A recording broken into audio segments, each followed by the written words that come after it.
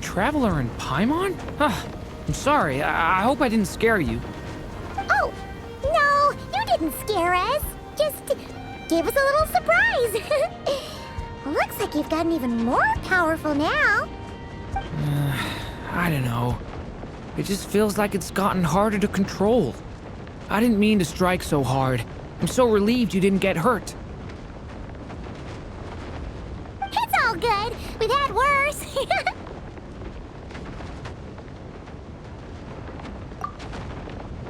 No, don't worry about that.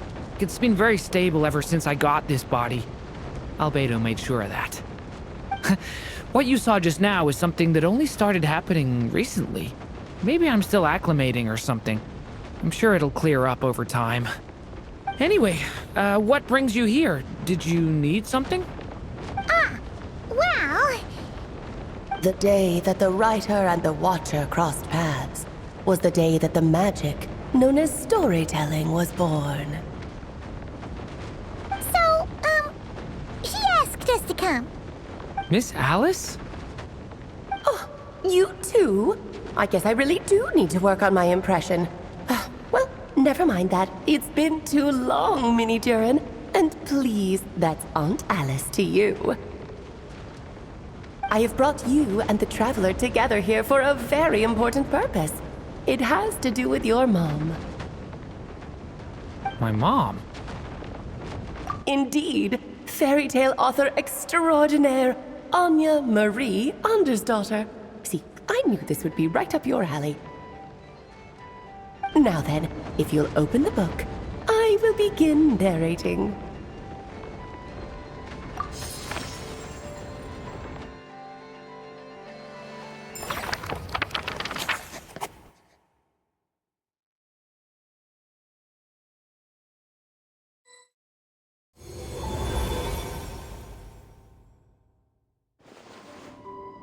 Whoa!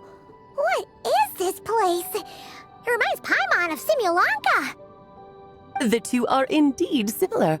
Both worlds were built using the same magic, after all.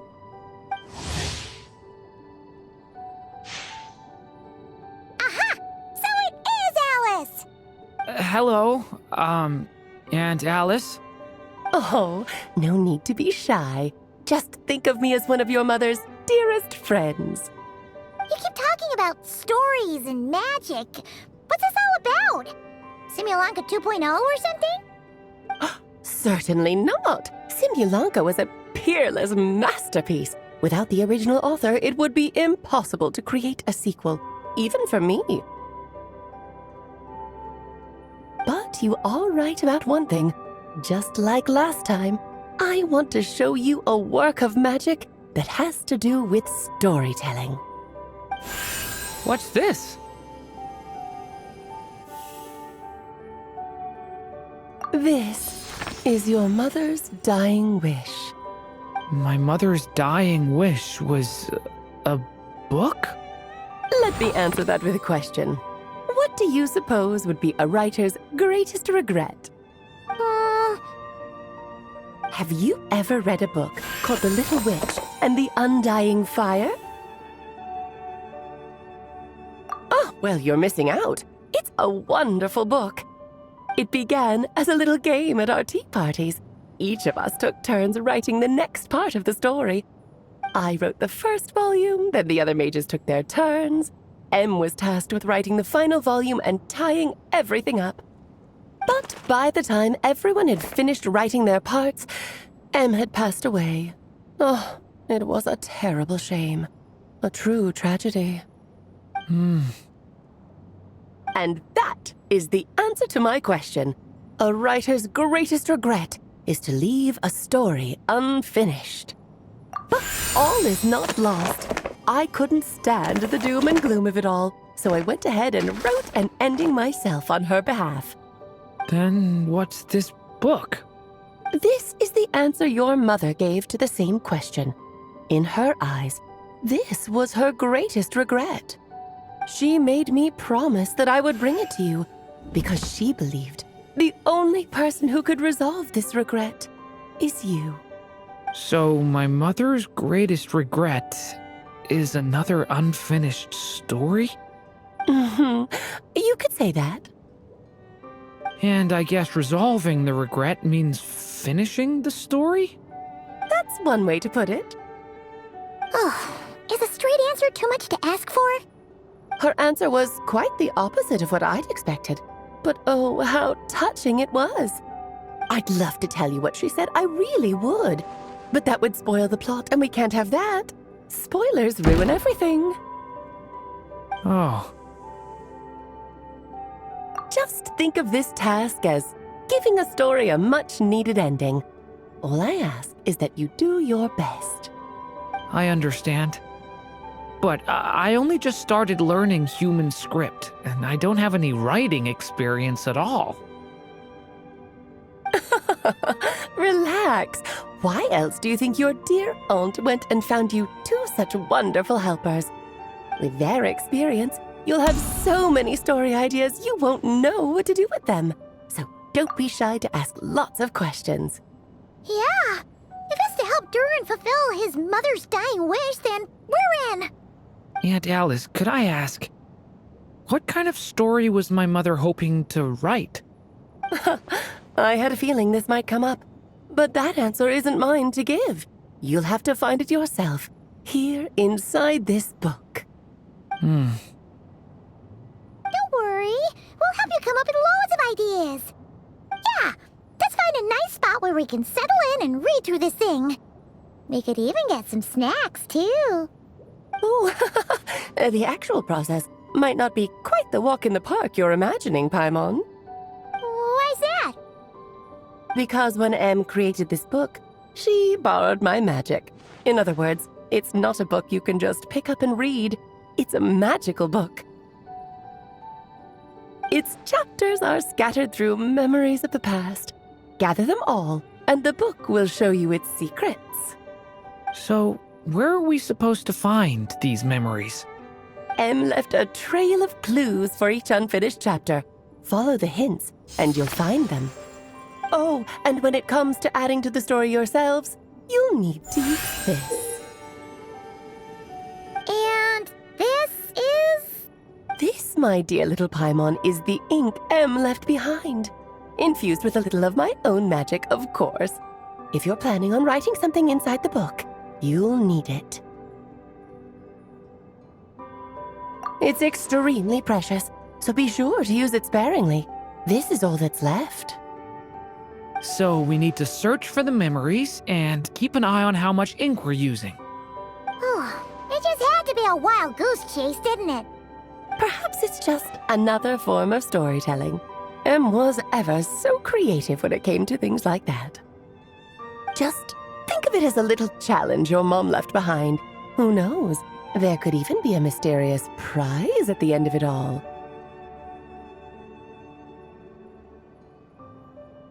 I don't care about that. This was my mother's dying wish. Whatever it takes, I'll find a way. Yep. With the two of us by your side, you'll be just fine. Okie dokie. That should be pretty much all you need to know. Oh, and once the story's complete, do let me have a little look-see, okay? I've read everything she ever wrote, so naturally, I can't miss this one. Yeah. Most of the time, you're pretty hard to pin down. Don't worry, I'll know when you're finished. Just wait for me to reach out. All right, off you go. I can't wait to hear how the story ends.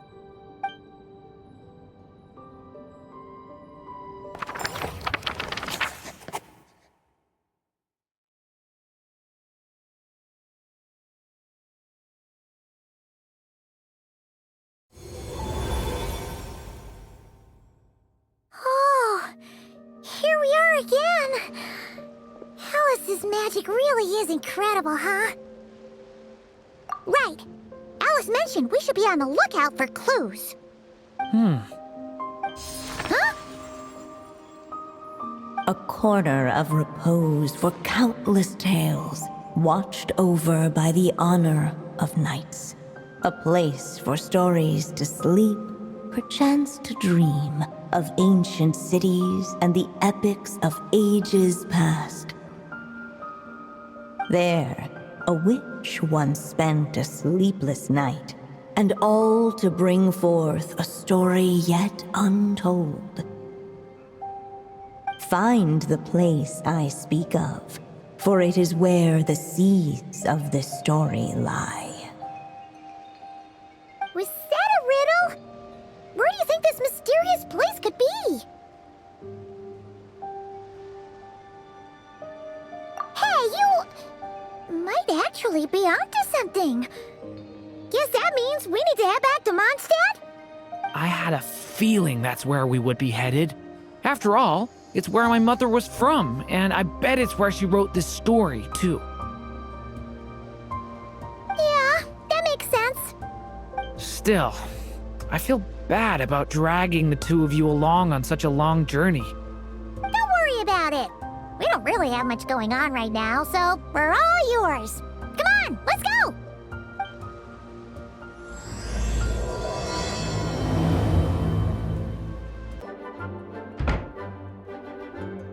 Back in the Mondstadt Library, huh? Talk about a trip down memory lane. So, we're supposed to find the seeds of the story, right? What do you think that means? Well, we're in a library, so it's gotta be books, right? But seriously, there's so many here. How are we supposed to know which ones we need? Making a racket in a library? You should know better than that. Lisa! Oh, sorry about that. Now, who do we have here? Ah, my golden-haired cutie. And my little horn cutie, too. Sorry, Miss Lisa. I know you taught me to be quiet in the library, but Paimon was just trying to help. Please don't be too hard on her. Well, it has been far too long since we saw each other, so I suppose I can let it slide just this once. Back when he first arrived here, poor Jean wasn't sure what to do with him, so I stepped in to lend a hand. I figured if I can handle a boy raised by wolves, then teaching one who's part dragon should be a walk in the park. Nice! Sounds like Durin was welcomed with open arms. Why, of course. Now, let's save the reminiscing for another time. I'm sure you're here for a reason. Did you need to borrow some books? It's kind of hard to explain. Maybe you could take a look at this. Oh?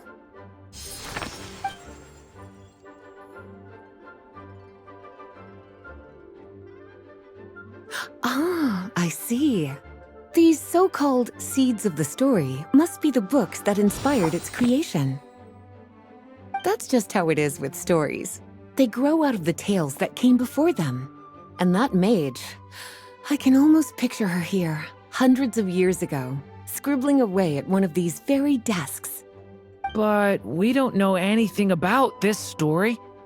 How are we supposed to figure out which books inspired it? As it happens, just before I found you here, I was looking into something rather peculiar. One of the knights reported seeing some books that weren't listed anywhere in our catalog.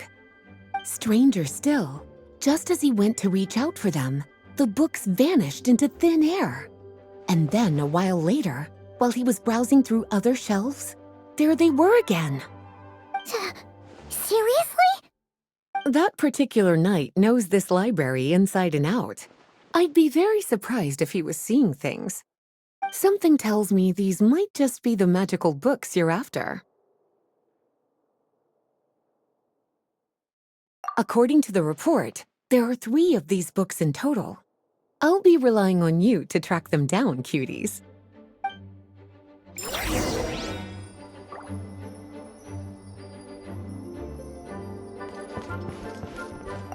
Kinda looks like a poetry collection.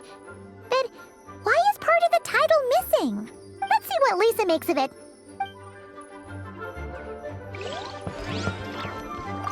Oh, wait! Did Klee write this one? Should this even be here? We better show it to Lisa.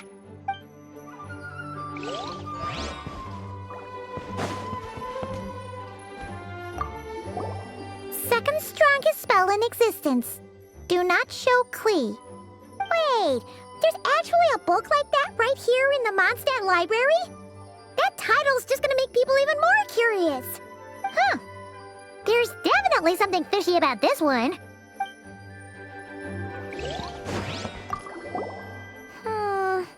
Let's hang on to this one for now. Could be one of the ones we're looking for. It's one of M's, after all. Please be quiet within the premises and refrain from making a racket. An experiment log? Looks like part of the title's been erased. There's something seriously suspicious about this book.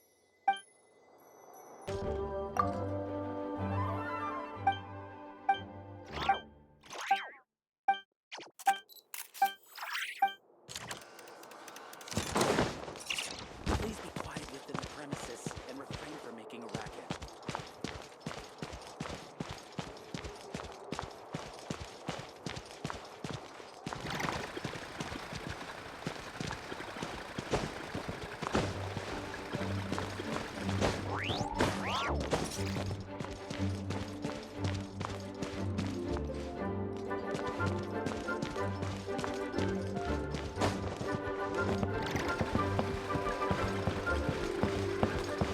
Please be quiet within the premises and refrain from making a racket.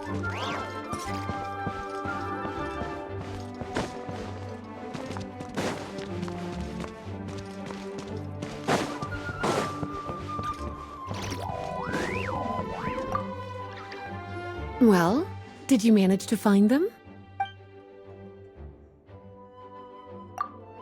Huh. This book definitely doesn't belong here. Yeah, we can tell just from reading the title. Albedo was the one who brought it in. He suggested I place it on the restricted list and keep it sealed away. Why? He said it's full of forbidden alchemical formulas, some of which could even result in the creation of dangerous monsters. Apparently, the danger it posed was so great, he didn't even feel like it was safe to carry around or keep it in his workshop. Really? Definitely sounds like it shouldn't be here then. Still, if that maid read this book too, it must have been written a lot earlier than I'd imagined. Well, did you manage to find them? Truly extraordinary, and certainly not the kind of thing that should be just lying around. In fact, Miss Alice gave strict instructions about it. So, it's some kind of book of spells? Paimon's guessing magic this powerful should be kept a secret. It's true. This book does contain one of Miss Alice's spells. But honestly, virtually no one could actually pull it off, even if they tried. The only reason it's even meant to be in the restricted section is because we can't let Klee get her hands on it. After Klee was born, Miss Alice advised us to seal it away. She even added that little subtitle herself. So, it's to keep it away from Klee, huh? Does that mean she could use it to cause even more mayhem than she already does with Jumpy Dumpty? No, that's not it. As Miss Alice herself put it, letting Klee see it too early would spoil the surprise. Well, did you manage to find them? Yes, this is a restricted book, all right. It certainly isn't supposed to be here. Huh. But it looks like a regular poetry collection. How did it end up being classified as a restricted book? The issue lies with one of the poems inside. You've heard of the great battle that took place on Dragonspine, yes? 500 years ago, during the cataclysm in Conria, an evil dragon descended upon Mondstadt. A fierce battle with Dvalin ensued, but in the end, the evil dragon fell, and Dragonspine became its resting place. We're talking about Durin. The Durin of Dragonspine. Well, the poem in question turns the whole battle into a dance, with the evil dragon recast as an innocent child who came here in search of friends. But given all the suffering experienced at the claws of that dragon, how could the people of Mondstadt accept such a retelling? Bards are often accused of inventing history or distorting the truth in their ballads. But this one hit a bit too close to home. And since the knights back then were unable to track down the author, they decided to ban the entire collection, blot out the title, and seal it away for good. So the version in the poem, it was all a lie? I'm afraid that question is something only the dragon himself could answer. Well, would you look at that? Seems like these are the little troublemakers you're after. And all three just so happen to be forbidden texts. What kind of story requires reference material like that, I wonder? Forbidden texts? You know, the first time you mentioned that the library had a restricted section, I thought you were just trying to scare us. Are you saying it actually exists? Not really something you should be poking your little nose into, is it, cutie? Sorry. Seeing as it was Miss Alice who asked you to look for these books, I won't question the matter. But they'll need to be sealed away again once you're done, so don't forget to return them. Don't worry, Miss Lisa. I won't forget. Well then, that's all from me. After all that hard work, I think I've earned myself a nice cup of tea. All right, we've gathered all the reference books. What's next?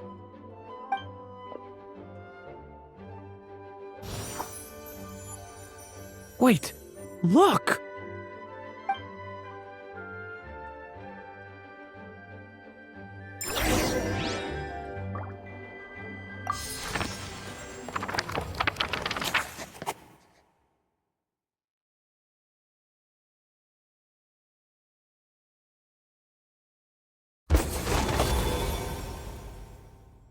Long, long ago, an evil dragon descended upon the human world, bringing terrible calamity in its wake. Bravely did the people resist, until at last, the dragon lay slain. Later, a witch with a love for stories came upon the tale of the evil dragon, and for reasons she could not explain, felt a pang of sorrow on its behalf. For she knew, despite its body being born of wicked alchemy, all along, the dragon's soul was that of an innocent child. Right up to the moment of its death, it had no choice in becoming a vessel of calamity, nor could it fathom the cruel fate that lay before it. Though the witch had a love of stories, she was not pleased with how this one ended. No, that won't do, she thought. I'll write you a better ending instead. And so she set off to do just that, borrowing a little magic from her friend. With it, she wove a dragon's egg, resolving to rear a dragon child of her own. Yet long in thought she lingered, wondering what kind of world her little dragon ought to behold upon waking.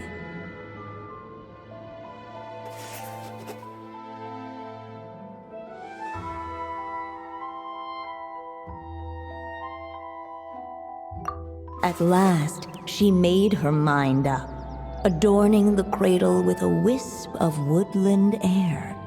Then, she quietly waited for the egg to hatch.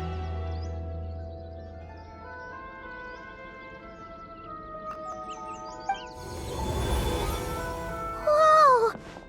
We're actually inside the story! This must be Aunt Alice's magic. Yeah. A story about me? Why don't we just see where the story takes us? All we know is the beginning at this point. Okay. And now a golden-haired traveler, a silvery sprite, and a dragonborn youth step onto the stage. What new chapter will their arrival bring? Whoa! That came out of nowhere! Was that the same voice we heard just now? Yeah. But why does it sound so familiar? I've missed this. It's just like the stories my mother used to tell me. You mean... Em? She used to tell you stories? Yeah, she loved it. Back when she was still alive. Sorry, we should focus on what we're here to do. So, now that we're in the story, what's next? The dragon youth wondered aloud. Yet all he could do was wait for the story to unfold. Of course, there's something to be said for helping it along. Perhaps a little exploration could prove fruitful. Oh! Is that a hint? Yeah, I agree. For a moment, the story crashers fell silent. Perhaps waiting around wasn't such a bad idea after all. Yet those who never stray beyond the main plot often miss the fun little details along the way.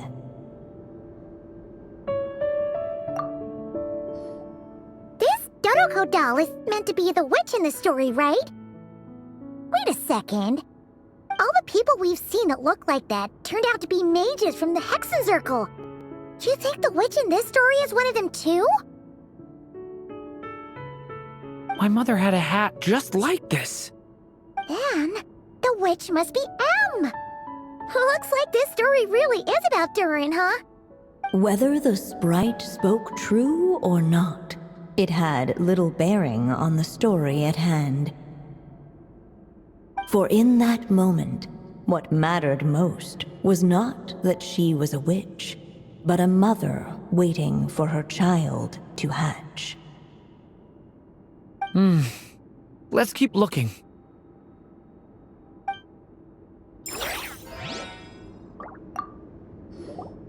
This Dodoko, all the people we... My mother had a... Man, Whether the... For in that...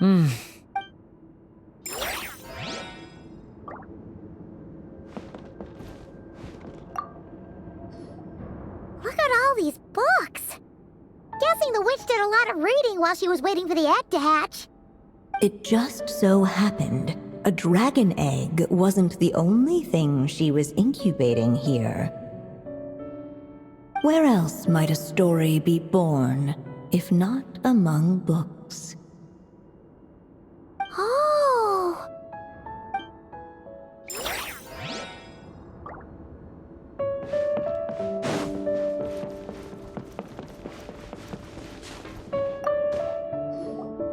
This must be the dragon egg, right? Looks like it's gonna hatch any moment now. So we've got a dragon egg about to hatch, a witch who loves stories, and that evil dragon we heard about at the beginning. Yep, it all adds up. This is my story, isn't it? Okay, so how are we supposed to help the story along? It feels like all we can do right now is wait. Apparently, it hadn't dawned on the group to look for a way to help the egg hatch faster. Oh, right! We're at the point in the story where we're waiting for the baby dragon to hatch. So that has to happen before the story can continue. With the flames at his command, perhaps the dragon youth might be able to provide the egg with sufficient warmth. What? You want us to roast the dragon egg? The silvery sprite's surprise betrayed her lack of reading.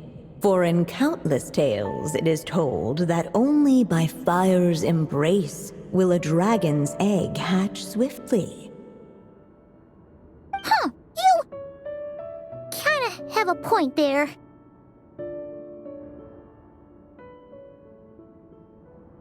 Okay, I'll see what I can do.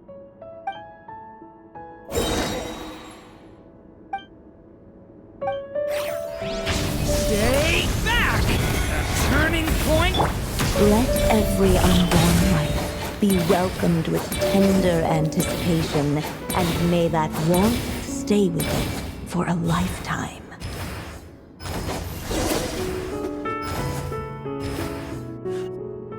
At last, under the witch's expectant gaze, the little dragon broke free from its shell. No living being has ever decided the moment of its birth. You were no exception, my child. I brought you into being because I willed it so, just like the witch who created that evil dragon. But I promise you this.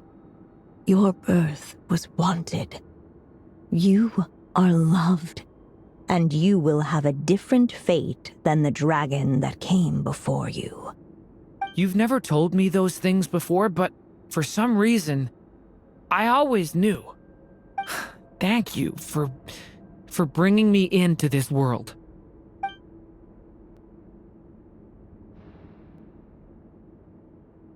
The waiting witch did not feel lonely, for she had 3 visitors by her side.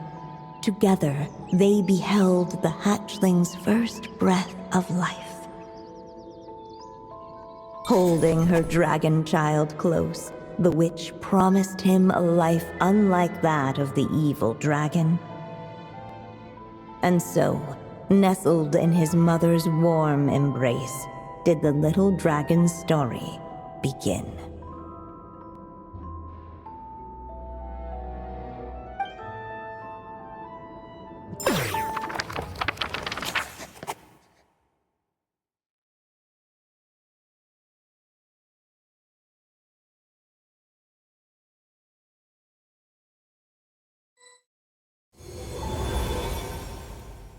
Wait, isn't this Mondstadt? Looks like we're back in the real world. Looks like there's more written on the page now and less ink left than before. So, does that mean we've completed this chapter? Yeah, but why does M seem to think that the story isn't finished yet? Durin broke free from the curse, came into this world with a new body, and even made a bunch of new friends. That already sounds like a happy ending to Paimon. True. Everything's always so mysterious with these mages. Guess all we can do is wait for more clues. Huh.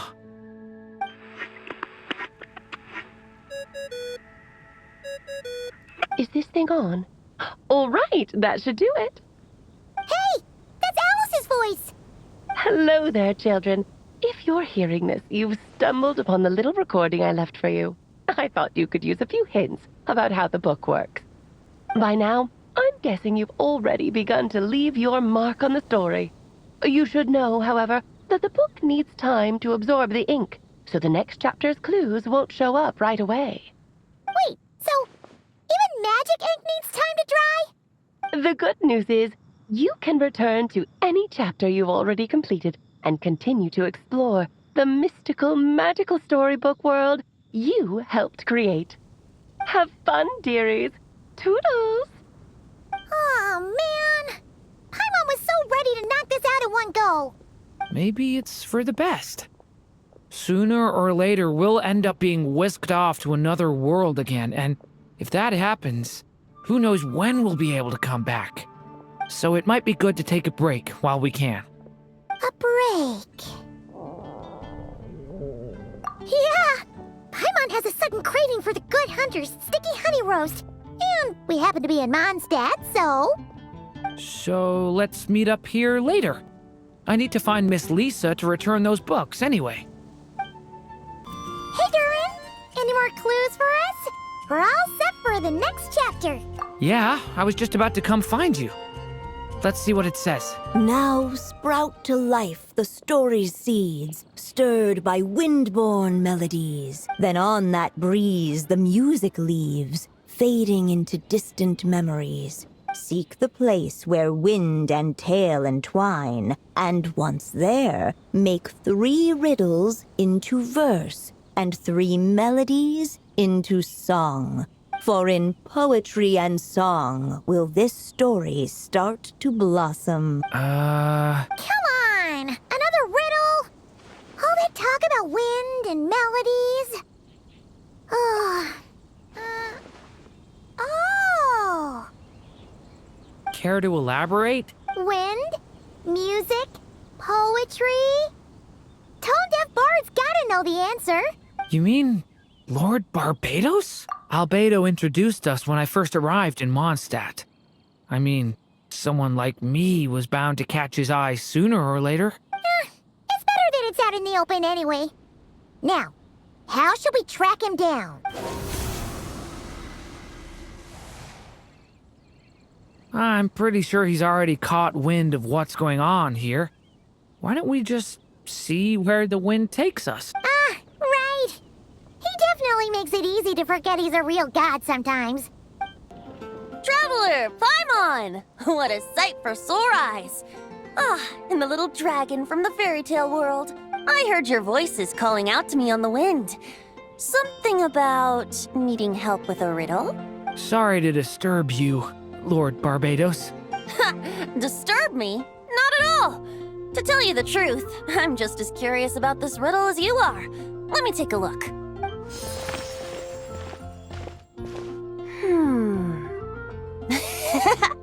What is it? Did you figure out the answer? 3 riddles and 3 melodies. That sure takes me back. The answer you seek lies hidden in memory. Looks like running to Tone Deaf Bard was the right call after all. Long ago, those mages came to Mondstadt, seeking to test their strength against mine. But I replied, let us make music, not war, and resolve our conflicts through song. So I strummed my lyre and sang them this verse. Oh wind, welcome now, my guests. Pass through verdant leaves unseen, where shape your formless self may take, and offer up a graceful scene, a fleeting gift for welcome's sake. Leap at the edge of a sea of clouds, where land meets sky and sky meets ground. There frighten off the noisy crowds and bring my guests a calm profound. Fly beneath the stars up high, where mortal noise is swept aside, that my dear guests with starry eyes may share the dreams they hold inside. Now go to where I vowed to keep a quiet spot for them to sleep. No clash, no contest bars the way, just tea and mirth to fill the day. There you have it, the 3 melodies. As for the answers to those 3 riddles, I trust you can guess them by now. The woods, the edge of a cliff, and the sky? Correct! Funnily enough, your mother was also the first to solve it, all that time ago. There must be some kind of special rapport between those who write stories and those who sing them. The woods, a cliff, and the sky. Oh! So that's where it is! I suppose the spot that answer points to is where you're headed next. You should know, after solving my riddle, the mages even accepted my proposal and made that location their official meeting spot. And going by what your book is suggesting, once you found it, you might want to try playing the melody I just shared with you. Guess you can be pretty reliable when it counts, huh? Great Animal Archon? Thanks for the help, Lord Barbados. Still got questions for me, huh? Yeah, you must have read countless tales in your time, being a wandering bard and all. In your experience, why might an author consider a story unfinished? Unfinished? Well, I guess if there's something left to accomplish in the story, or, if the last line goes, to be continued. Huh? Wow, your helpfulness lasted for like 1 second. In all seriousness, I would think the answer to that question lies in your mother's story itself. It's not my place to pry any further. All right then, we should get going. Okay, we're here!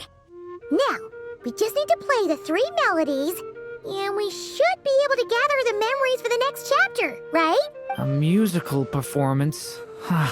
Out of all the things Miss Lisa has taught me, that's the one I'm...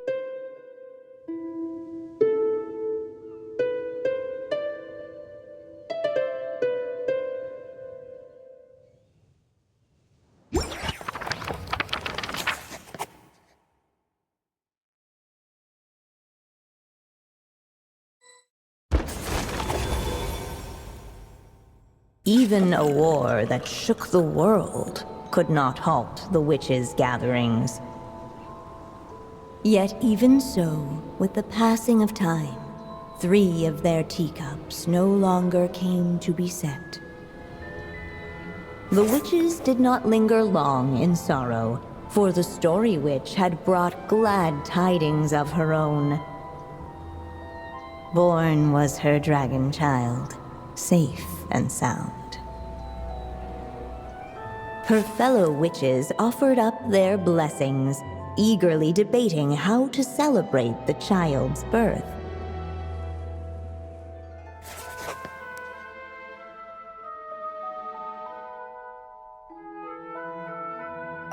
In the end, they settled on the most vibrant balloons they could find.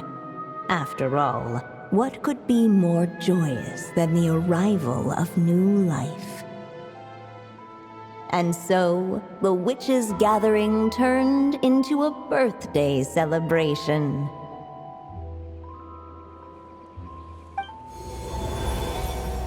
So, we're back in the story world, huh?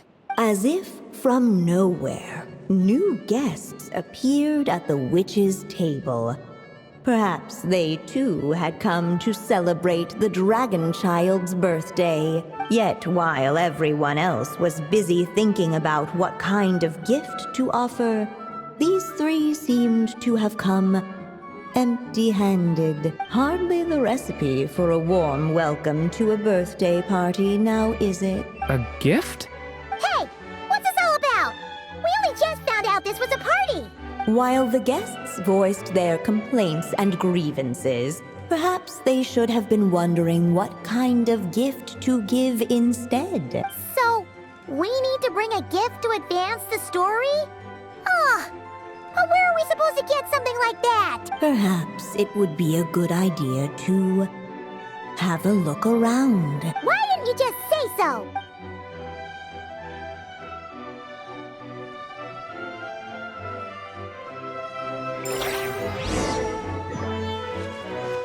The witches went on chatting away, ignoring the empty-handed guests. Hey, is that the other Durin? Hey, Mini Durin! Nope, no reaction. Seriously, did he doze off at his own birthday party? Brought to life by the witch's magic ink, the dragon child played with animated glee each time the tip of her pen danced across the page. Yet she could not spend all her time writing. For the upcoming witches' gathering, she had no choice but to set down her pen. But before doing so, she wrote one last line. So did the child drift off into blissful slumber. Huh, that's a bit convenient. Strange. I don't remember ever being at any of the mages' gatherings. When exactly was this birthday party supposed to have happened? No wonder you don't remember. From the looks of it, you were probably fast asleep at the time.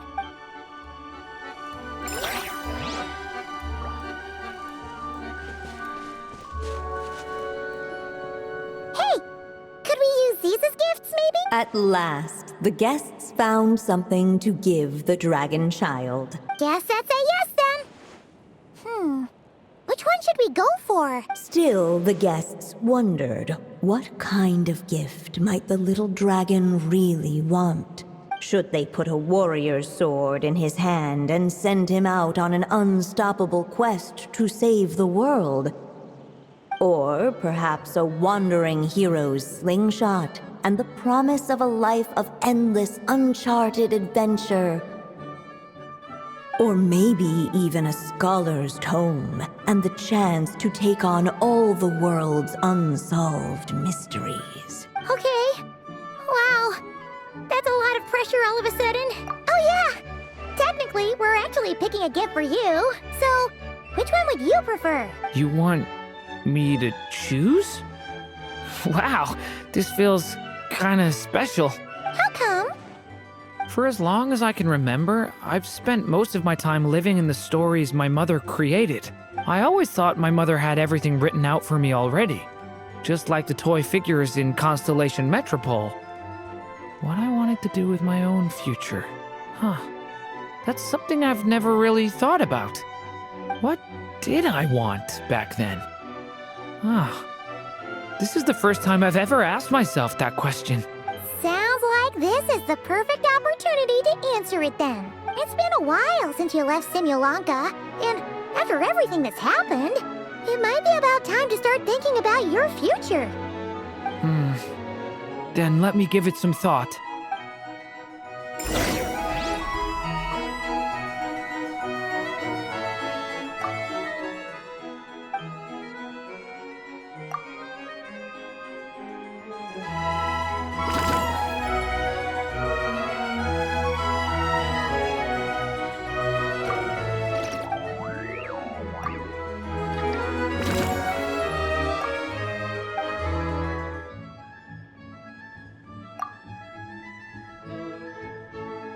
In the end, the guests settled on the wandering hero's slingshot.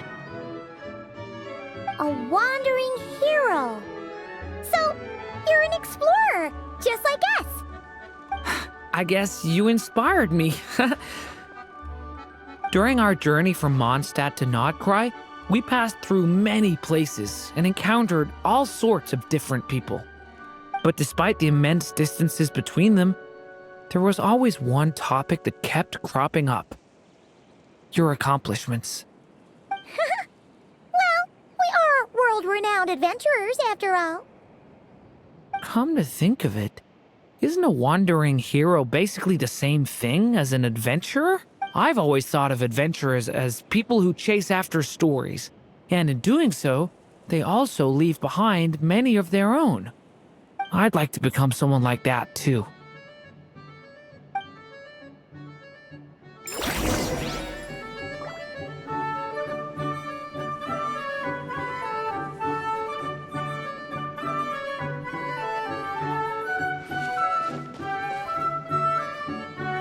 Alright, they should let us in now that we've got a gift, right? Hello there. Brought a gift this time? The newly arrived guest presented his gift, wishing the little dragon a future as a wandering hero, free and unburdened. Accepting the guest's blessing, the Story Witch invited him and his friends to take their place around the table. Finally, she could introduce them all to her dragon child, telling all in attendance about the moment of his hatching, and of course, the name he'd been given. It was then that the Seer Witch, diviner of the stars, withdrew her gaze from the heavens and turned a sorrowful glance upon the little dragon. You gave him the same name as that evil dragon? That's right. But the life I intend for him shall be very different. What folly to love so blindly. For as you must know, a name is the mirror of destiny itself. He who bears an evil dragon's name must also inherit the fate of its previous owner. His fate has been foretold. Then I'll rewrite it. The witches at the table fell silent, for they knew the Seer Witch's words had never once proven wrong. Yet, just as clearly, they recognized the Story Witch's resolve, For there is scarce a force in this world more fearsome than a mother's love. At last, the Merry Witch stepped forward, dispelling the uneasy silence. So be it. Then we'll all lend a hand. Together, we shall rewrite this child's fate. You mean to defy one of the fundamental rules of this world? I refuse to be shackled by such rules. Besides, this is a witches' gathering, is it not? What could be more fitting a subject for this occasion than to defy them? Oh? Sounds like an interesting experiment. I suppose, were we to succeed in this endeavor, we might bring a touch of wonder to this otherwise dreary sky of stars. The Merry Witch finally talked them all round, just like she had done many times before. Warm and strong as the sun she was, so much so, in fact, that those who her light shined down upon had no choice but to bask in it. And so the witches readied their gifts, 3 marvels of the cosmos. For this child, I shall decipher the ravings of the heavens and lay bare before him the trickery of fate. For this child, I shall leave a formula powerful enough to unravel the very origins of this world, that he may seek another solution for the conundrum of his life. For this child, I shall call upon wondrous magic to make possible his impossible wish. All the Story Witch had was the pen in her hand, yet with the love that flowed from it, she resolved to bring forth a marvel of her own. For this child, I shall leave behind the last story I will ever write, and with it, a path to an ending yet untold. With the witch's blessings given and received, the little dragon's fate at last began to turn. In the midst of the dragon child's birthday celebration, the seer witch proclaimed her prophecy. The child had been given the evil dragon's name, and with it, the burden of its fate. But hearing this, the Story Witch vowed to rewrite it all, for such was her love and resolve. And so the other witches offered their gifts in turn, marvels as rare as any in the cosmos. Together, they sought to test one of the fundamental laws of this world, in part to support a mother's love, and in part to sate their own curiosity. Oh, and I almost forgot. Our new guests came bearing blessings of their own. Who knows? Perhaps this extra spark of life might be all the little dragon needs to change his fate.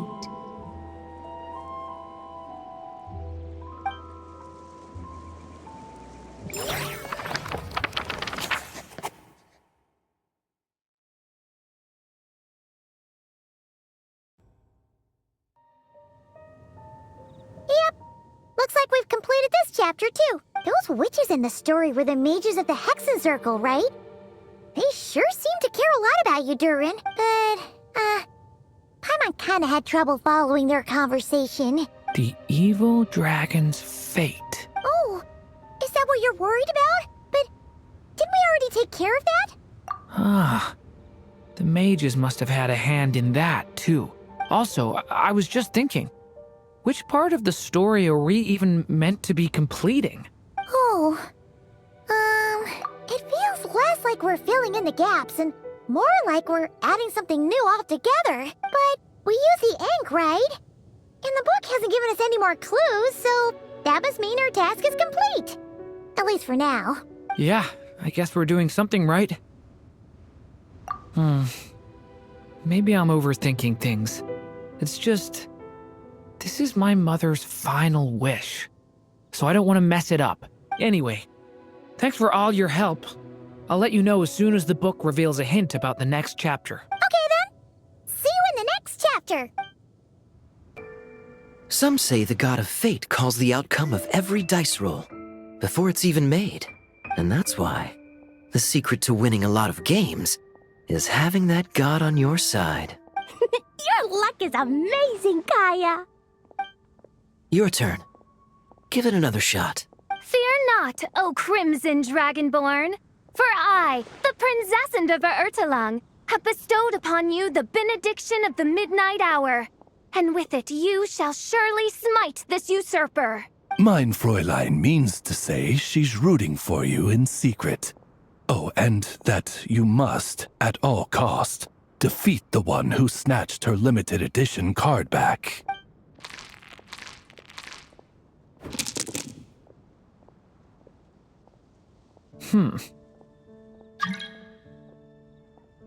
I'm not too sure if that counts as good luck or bad. Tis not but the perfidious machinations of fate. Hey, everyone! Mr. Honorary Knight and Paimon! You're back! It's good to see you, Honorary Knight. Mein Fräulein is quite invested in the outcome of this match, so please, allow me to extend greetings on her behalf. Of course. But if you're out playing cards, how come you're not over at the Cat's Tail? There's something about our horned friend over there that seems to frighten off little animals. Could be because he used to be a dragon. Normally, the animals just steer clear of him, but in the close confines of the Cat's Tail, let's just say, the feline residents probably consider it their turf. And we all know how dangerous a cornered cat can be. I just wanted to borrow one of their nests for a nap. What are their nests? Wait, you mean a cat sofa? Yeah, it's more comfortable for me. I can stretch out just the way I like. But it turns out the Black Cat and his minions are quite territorial. Luckily, Miss Diona helped smooth things over, and they finally agreed to let me use one. But, I only get to use it after dark. Oh, Diona stepped in! You know, underneath it all, she really does like helping people. The more likely reason is because Durin won't touch a drop of alcohol. As far as Diona's concerned, that pretty much makes them two peas in a pod. It's a shame, really, considering everything Mondstadt has to offer in that regard. Mondstadt's alcoholic drinks are a bit too much for me to handle right now. But maybe someday. There's no need to force it. Who says you have to drink just because you're in Mondstadt? Yeah, it's just, I'd really like to make some more friends. So I need to learn how humans socialize. I guess alcohol is usually involved, though. But that's why I started learning how to play Genius Invocation TCG. It's also a kind of social activity, but it doesn't involve drinking. And I've been lucky enough to receive the guidance of the Prinzessin de Verurteilung herself. Exactly! Who needs alcohol when you can make friends playing card games? Speaking of which, need any tips from the master over here? You'll wipe the floor with that opponent of yours. Paimon guarantees it. Unfortunately, with the luck he's having, not even that legendary card master from Sumeru could turn things around at this point. Yeah, that last roll wasn't great. But who knows? Maybe you'll have better luck next time? He keeps getting the exact same roll over and over. This is the third time already. If there really is a god of fate, they could have cut this kid a bit of slack. Like, I don't know, make it possible for him to roll at least one other side of the dice? I think I've lost.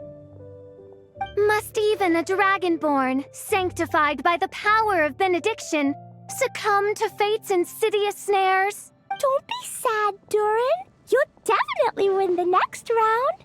You can even borrow Dodoko if you want. Mom says she brings good luck. Thanks, Klee, but there's something more important I need to take care of now. Oh, okay. So, the book's given us another hint, right? Yep, and I think I've guessed where we're headed this time. Come on, follow me.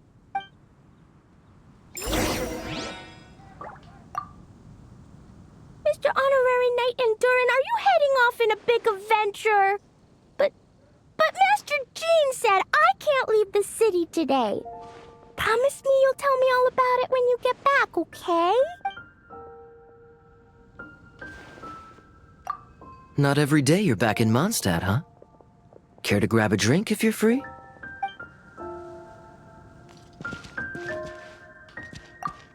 So be it. Such are fate's accursed wiles. In what sort of castle might a storybook dragon dwell? The witch turned to a mighty dragon born upon the wind to seek her answer. From afar, she beheld a solitary castle, standing lonely beneath its wings, and wrote it into words. Its walls kept out the wind and rain, yet also cast a solemn shadow. Enveloped by their shade, the story's boughs were lulled into a torpid slumber and reached no further skyward. So that's the clue. I think we're meant to find a place where dragons live, and this time, in the real world. I asked around, and it just so happens that there's a place like that in Mondstadt. Yep, that checks out. I've heard that the dragon here is called Durin, and that he's a magnificent creature. I hope I get the chance to meet him. Wait a second. Do you think having the two of them meet is the best idea? You know, considering everything that happened in the past? How would we even explain everything to him? Well, if we do run into Durin, it should turn out okay with us there at least. Is something wrong? Nope. Let's go!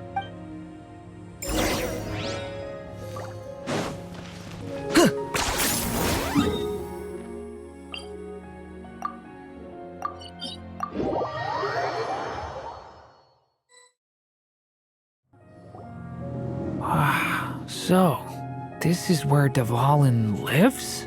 Yeah, right into the middle of a raging storm. If you're afraid of getting blown away, Paimon, you can always hang onto my sleeve. This isn't Paimon's first rodeo. Come on, let's get going!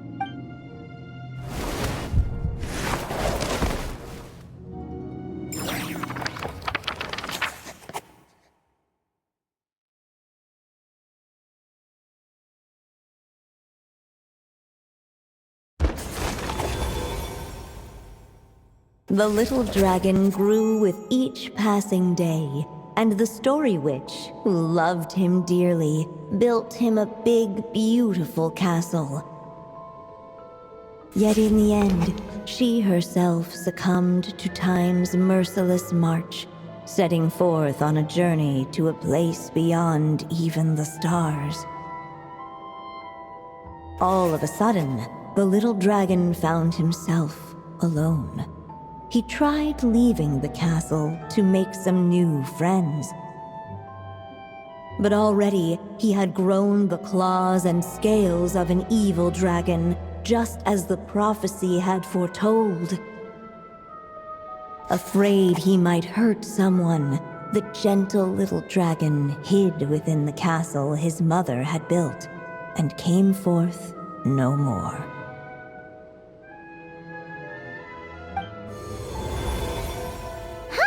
Looks like we're back in the story world. And from the sounds of it, this chapter must be about Simulanka, right? Yeah, like the fairy from the Forest of Blessings, the king of Constellation Metropole, that cat lady who turns into a box. Ah, yep. That will be Nilu, Navia, and Kirara. Oh, and there's Hat Guy, too. Only lately, whenever I see Hat Guy, I get this strange feeling. What kind of feeling? It's like there's something on his mind. He hasn't told me what it is, but I can sense it all the same. Well, he's always been kind of broody. I guess I should focus on fulfilling my mother's final wish for now, though. Yeah, we should get started on this chapter. So, let's track you down and free you from fate's curse once again. That day, a small band of adventurers suddenly arrived beneath the castle walls. They promised to help the little dragon cast off the curse of fate. Yet as they stood beneath the castle walls, it appeared they had no idea how to even begin. Hey! Instead of making fun of us, how about giving us a hint? The little dragon had shut himself inside the tall tower at the castle's center. Anyone who wished to reach him must traverse the barriers that wall off his heart, for there is no other way. Looks like we're in for another long one. Let me try something. Ooh, do you have an idea? If that little dragon in the tower used to be me, then surely I'd know how he shuts people out better than anyone. Come on, follow me. Look! Seems like someone's stuck down there. Should they continue towards the tower or plunge into the shadows to rescue those in need? A difficult dilemma indeed. The path to the tower is up. It's so dark here. Hey, there's a fire over there. Let's go check it out. Wait, is that? A little pixie that can fly. Are you here to help the dragon break his curse too? Oh, what's this? More brave adventurers bold enough to set foot in this castle? Come, join the ranks of your liege's guard. Nilu and Navia! Nilu? No. I'm a flying squirrel fairy. And I'm a giraffe king. Not this Navia you speak of. That's right. Oh, and don't forget Catbox Lady. Are you friend or foe? Friend! Definitely friend, Miss, Catbox Lady? Yeah, Simulanka is a big part of Durin's story. So, guess it's no surprise the people we were with there would make an appearance. Okay, I think I get it now. Flying Squirrel Fairy, Giraffe King, Catbox Lady, please follow me. The shadows cast from the high walls of the tower were manifestations of the dragon's loneliness, barring the path of any visitor who wished to be his friend. The group of brave creatures sought to aid the little dragon in lifting his curse, yet without light to lead the way. The group was trapped, waiting on a miracle. These shadows are blocking our path. It seems like the little dragon is afraid to meet us. If only we had more firelight. But you three don't seem to fear these shadows. Why? Because I carry more than enough firelight for all of us. Besides, even though we're here to complete the story, who says it can't look a little different this time? Before I met you all, I was so sure I'd never make a single friend. I pushed away anyone who tried to get close, until some kind of miracle brought you to me. This time, allow me to return the favor. I'm not sure I followed all that, but you want to help the little dragon break his curse too, right? Yes, so please, come with me.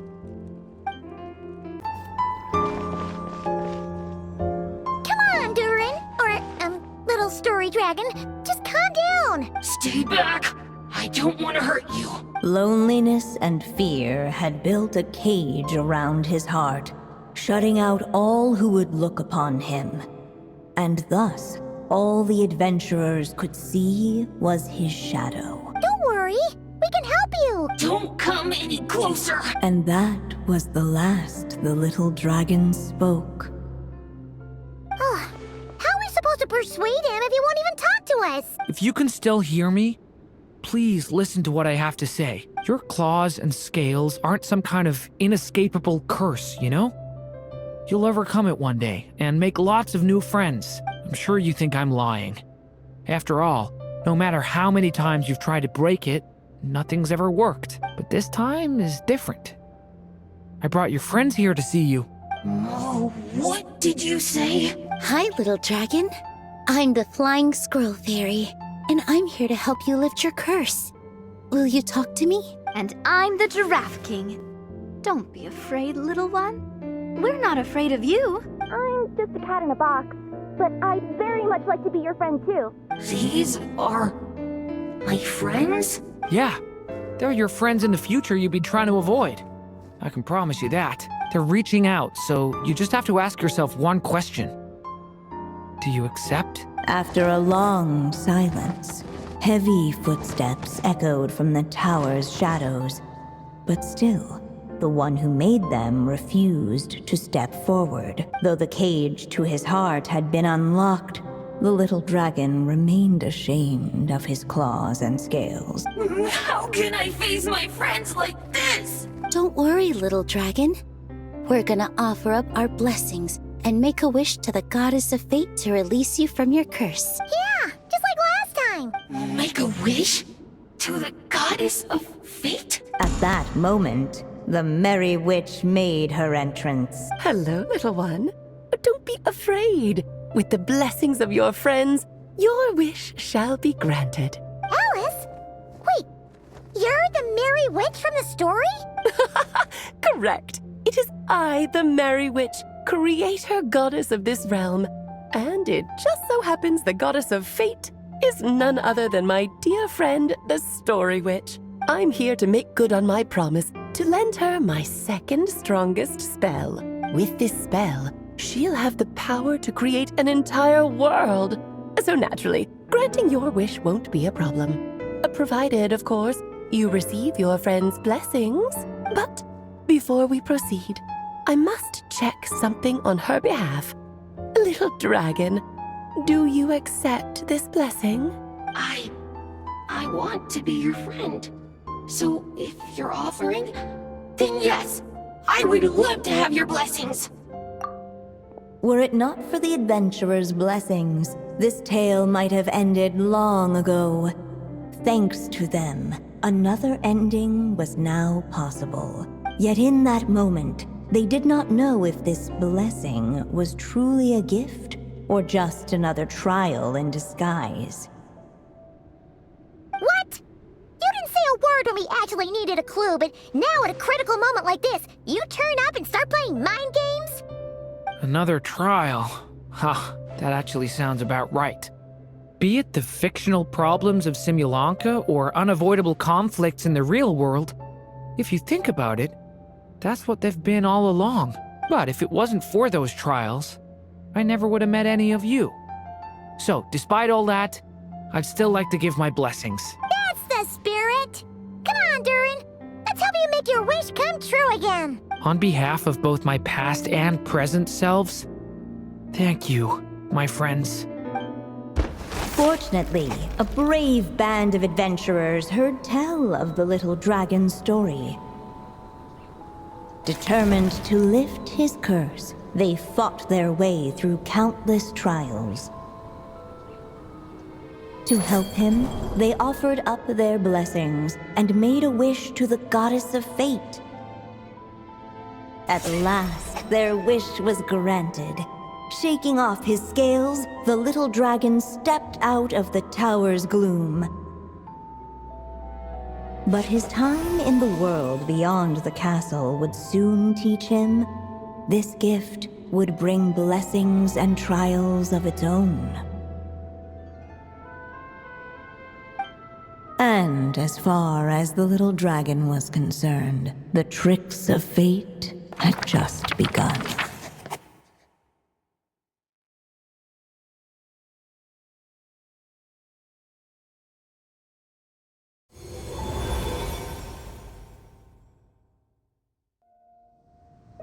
So, Durin's wish came true just like it did before. If this story was written by my mother, then surely that was the last chapter we just completed. Oh yeah! So, in other words, we finished it! Looks like that's a wrap on Alice's task, and there's even some ink to spare. Guess we'll have to wait for her to make contact, like she said. So, my mother's final story has finally come to a close. Sounds like you're a little sad to see it end. Back when I was still living in Simulanka, I was always under the illusion that my mother had never truly left. Every day I spent immersed in that world. It felt like she was right there by my side, still reading me bedtime stories. But now... Durin! That's right! And you've got so many other friends waiting for you back in Mondstadt! Yeah. Speaking of which, after all that flying around, Paimon's starting to feel hungry again. So, why don't we head back to Mondstadt? Perfect excuse for a big meal with the rest of the gang. Now that you've fulfilled your mom's final wish, a little celebration seems in order, right? It's just a pity we never got to see that big, beautiful dragon. You were really looking forward to meeting him, huh? He might not be here all the time, but Paimon's sure you'll get a chance at some point. All right, no worries. Anyway, since this feast is to celebrate me fulfilling my mother's final wish, I guess it should be my little treat. Pretty sure that's how humans do it, right? Nuh-uh. This one's on the Traveler and Paimon. Celebrating each other's achievements is what friends are for. Honestly, when it comes to who treats who, human rules are so complicated. See? He wants to be friends with you too. But the moment hasn't come. At least not yet. In any case, the story should have a better ending this time, don't you think? Whew. Feels like we were gone for ages. Hopefully, everyone's still here. So, your adventure was a success, huh? Want to grab a drink to celebrate? Absolutely not. No booze allowed. Mr. Honorary Knight, Durin, I want to hear all about your big adventure.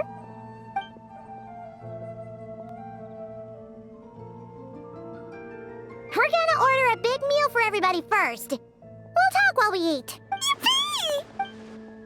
Excuse me. Did I hear you call him Durin just now?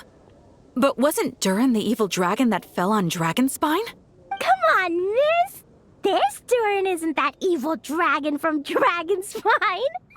Albedo said...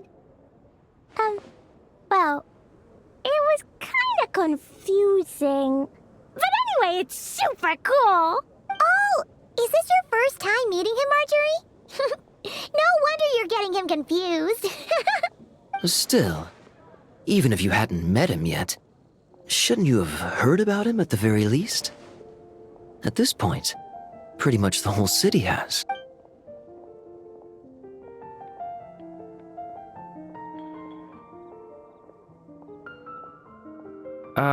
Why is everyone... So, what exactly is his connection with the evil dragon? Wait, but those horns on his head... Surely he's not a... Did everyone just forget about Durin? No, that can't be.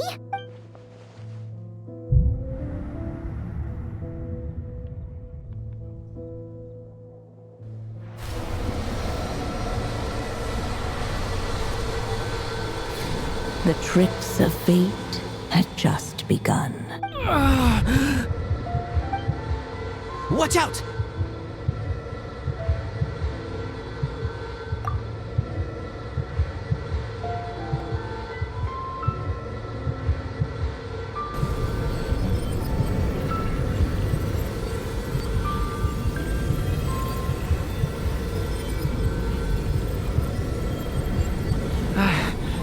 No one got hurt.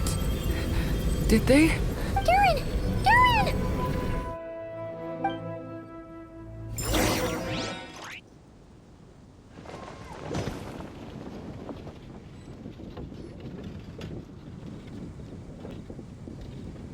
I just had Barbara check him over.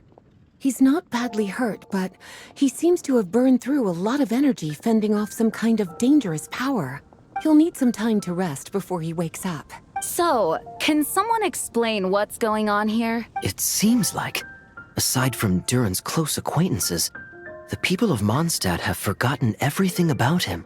How could that even happen? Worse still, the abyssal power within him is showing signs of extreme instability. Could be a separate issue, though. I'm not sure. If the abyssal power inside him spirals out of control, Mondstadt will be in grave danger. I completely agree. All right then. As acting Grand Master, I'll send a letter requesting Albedo's immediate return. Until then, the Knights will watch over Durin. That's pretty much all we can do right now. Also, allow me to look after this book for now. If you need to consult it, just drop by my office. Do you think the book might have something to do with what's happening? It's just weird that Alice still hasn't contacted us. Maybe we should head back inside the book and take another look. Jean! Hello, you two. I'm glad you got my letter. Durin's awake and waiting on the bench over there. I'm here if you need help. Just give me a shout. Don't worry about us. We'll be fine. Oh, hey, you two. I just remembered what happened right before I passed out. Thanks for holding me back. I shudder to think what might have happened if you hadn't. I'm fine now. It's just... a lot of people seem to have forgotten me. Don't worry. We'll figure out a way to fix this. Why don't you start by telling us what happened? It felt so strange. After I realized no one recognized me anymore, I suddenly felt like I'd completely lost contact with my body. Abyssal power lies sealed within this body I inhabit. So when I lost my connection to it, I lost control of that power too. It wasn't until I heard everyone calling my name that I was able to reconnect with my body. You lost contact with your body? Does that mean there's something wrong with it? Sounds like we need Albedo more than ever. I don't think the problem lies in Albedo's alchemy. Huh. But then, why are people forgetting you? Guess that's what we need to figure out.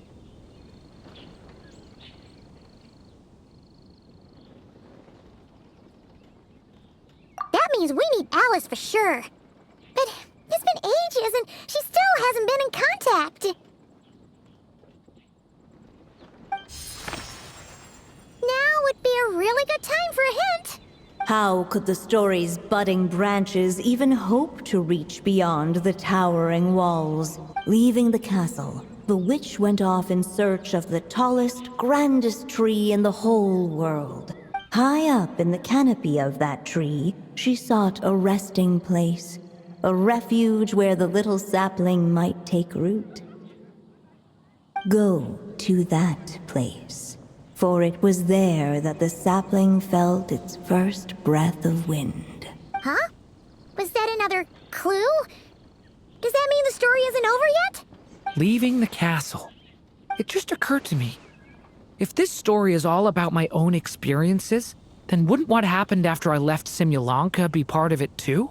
But how could she possibly know exactly what would happen? And even if she did, how could we know when the story was complete? Yeah. Since we can't reach Alice right now, we'll just have to get to the bottom of this ourselves. But first, we gotta figure out where this riddle wants us to go. The tallest, grandest tree in the whole wide world. Huh. The only place that ever gave me that feeling was the one I ended up in right after leaving Simulanka. They had great coffee there, too. And so many books you'd never run out of things to read. Think about it. Our search in Mondstadt began in a library, right? Well, Sumeru City's got one of those, too. And it's absolutely huge. What do you say?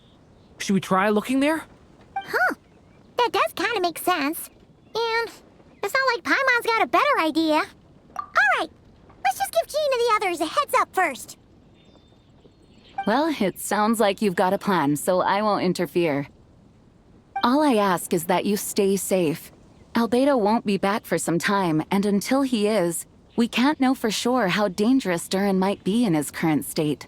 I'm so sorry about what happened before. Believe me, I'm not blaming you, and neither is anyone else here. If anything, it's the opposite. We're all just worried about you. Worried? About me? Come with me. I want to show you something. As soon as they heard you were awake, they all hurried over to see how you were doing. You all came to see me? A little birdie told me you're working on finishing a storybook.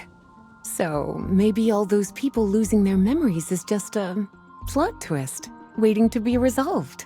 Miss Lisa, you always seem to know how to put my mind at ease.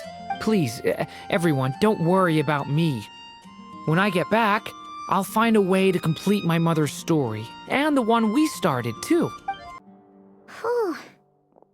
library hunt in Mondstadt, it's not as if Paimon was expecting this to be easy. But this... yeah... this is something else. Where do we even begin? Even the clue this time seemed kind of cryptic. Yeah. Guess the best we can do is stay on the lookout for more weird things going on. Huh? Sorry, what was that? I'm here to return Volume 5. According to the catalog, Volume 5 of this series is not available for loan.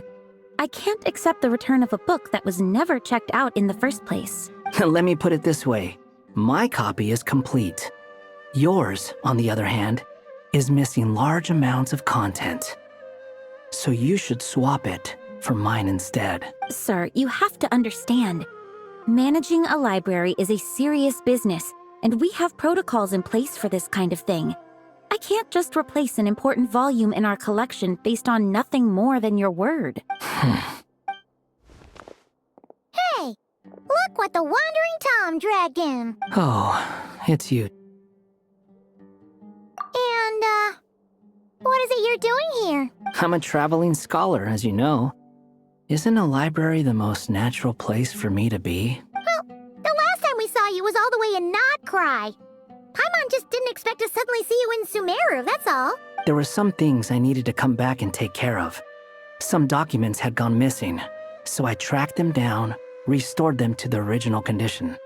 And now, I'm here to return them. And considering what I'm planning to do next, it feels like a weight off my shoulders. What's going on with you, huh? You look like a kicked puppy. Hat guy. At least you haven't forgotten about me. What's that supposed to mean?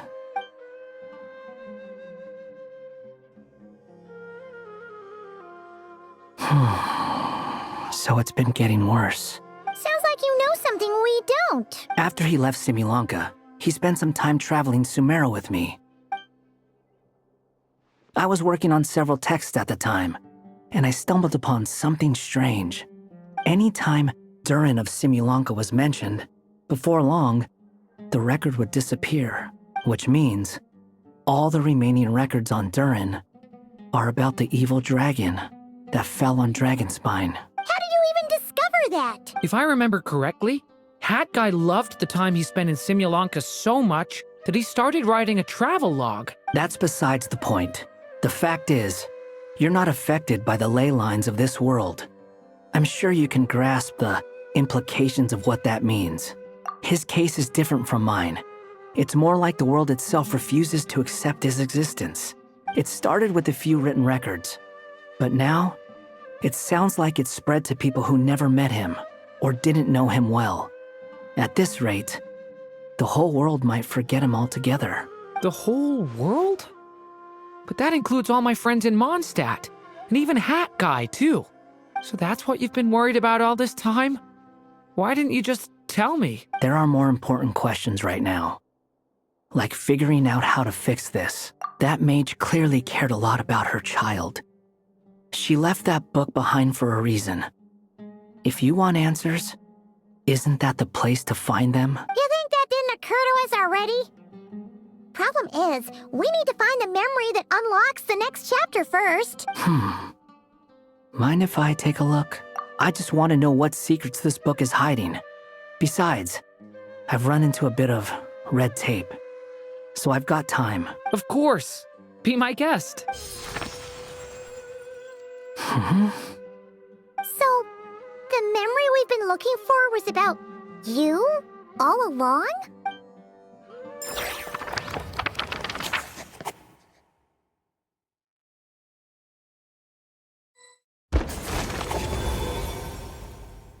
The little dragon became companions with a stray cat with dark blue fur.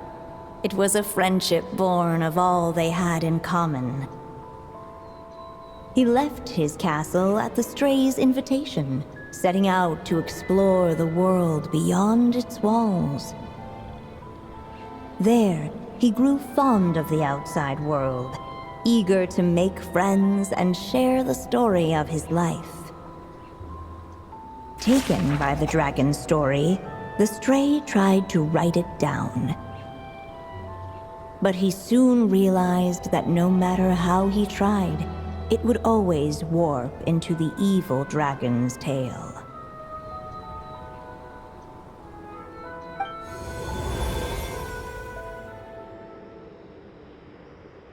So, this is the world where this chapter takes place? Looks like we're at the top of some kind of gigantic tree. This one must be about what happened to me when I first arrived in Tevat. No wonder the memory that unlocked it was about Hat Guy. Most of my memories from that period were. Hold on. Anyone want to explain how I ended up looking like this?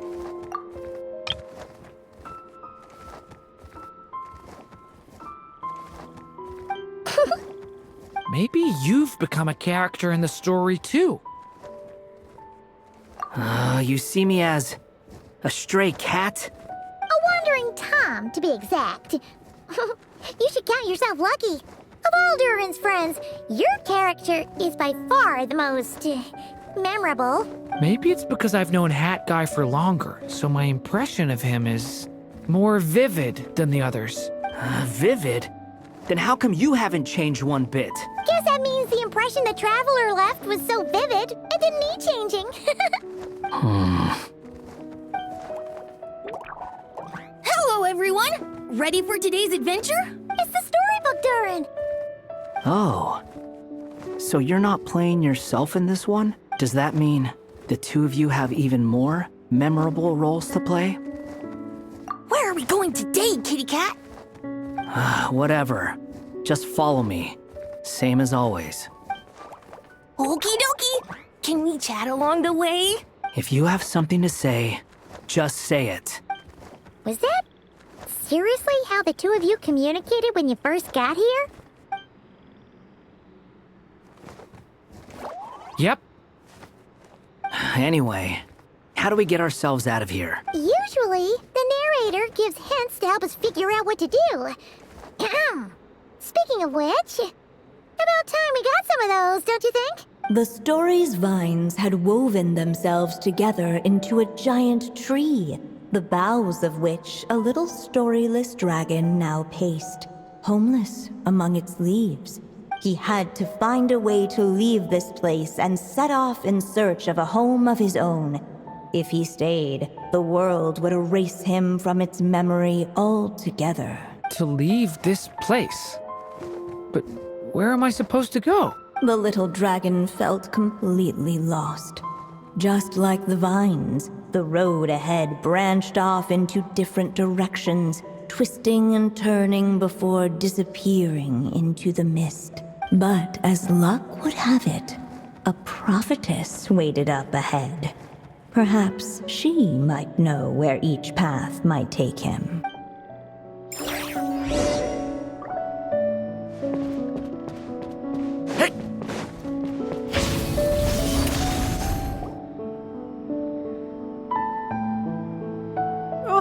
You must be the little lost dragon. It's true. My friends and I are lost. This meeting was no accident. The prophetess was in fact the seer witch, here to present her promised gift. The seer witch? Oh yeah! That's Mona's teacher, right? The old hag? Insolent child. I am the seer witch, your prophetess. Not some old hag. Sorry. Now, little lost dragon, I have come to bestow the gift I once promised. A prophecy? Hear me now, for my prophecy is this. One day, the dragon from beyond the castle shall be reborn, and none may avert its coming. The wind took the prophecy and swept it off into the distance. And so, the little dragon was shown a path to wander. As far as I remember, once that alchemist from Mondstadt learned about the prophecy, he chose to stand with you against the evil dragon. So, what does any of this have to do with you being forgotten? Oh, wise witch of prophecy! Could we trouble you with another question? As enigmatic as she was elegant, the seer witch spoke no more, for her thoughts had long since returned to the starry firmament above. Ugh, Chisami actually needed her. The seer witch was my mother's friend, so the prophecy she just gave should turn out to be helpful. Well, it's not like we've got better options. But if all we need to do is leave this place, which path should we take? Why don't we take a look around?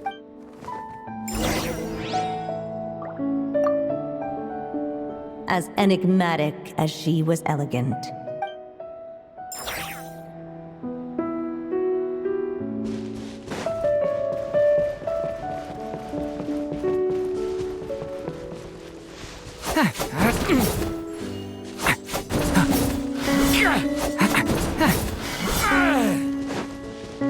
The wind kept blowing, but the little dragon had not yet resolved to follow it.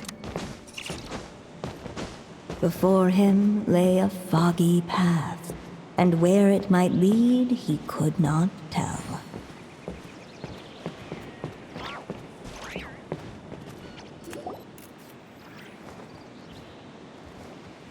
If we go this way, we'll be heading back to Mondstadt, just like we planned. Out of all the options so far, this seems like the safest, right? At least we know what happens next. He helps stop the evil dragon from returning, gets a new body, makes a whole bunch of friends, who all just forget about him. But you didn't forget, Hat Guy. I'm just saying, choosing this path wouldn't solve the main problem. You'd still end up being forgotten. Huh. I'm not against choosing this path.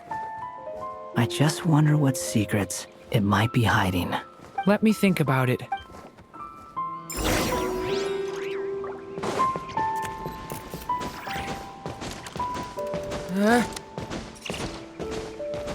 I still think you should keep going, little dragon. If you leave the castle, you can accomplish something amazing and make a bunch of friends along the way. Really? Then let's go! Unable to preserve his story, the little dragon wandered astray. Fortunately for him, a certain prophetess had left behind a prophecy to guide him. The wind took the prophecy and swept it off into the distance, and so the little dragon was shown a path to wander. Following the wind's guidance, the little dragon made his escape. In turn, the prophetess affirmed the little dragon's choice, leaving an extra secret as her parting gift. Now that you've made up your mind, I shall keep my promise by explaining fate's little trick. Long, long ago, the gods of the high heavens gave the world outside the castle a magic of its own. They called it storytelling. It was a magic of almost unshakable power that governed how people met, grew close, and understood one another. Each person had a story meant for them and them alone, one whose ending was written in the heavens long ago. In truth, your story and the evil dragons are simply two versions of the same tale, and that is something the magic of storytelling cannot abide. Beyond the castle's walls, your story cannot take root, for the evil dragon's tale has done so already.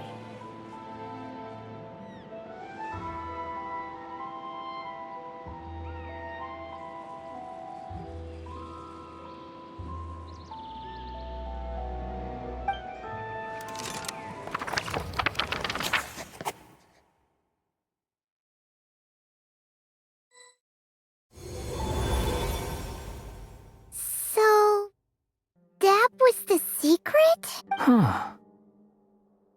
You still don't get it?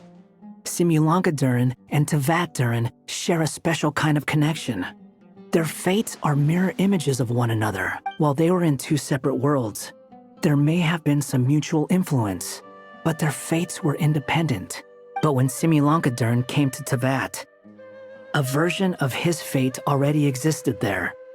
So, how can two fates exist at the same time? The answer is, they can't. The rules of this world don't allow it. You can't return a book you never checked out in the first place. So, what's Durin supposed to do? Those mages seem to have come up with quite the ingenious solution.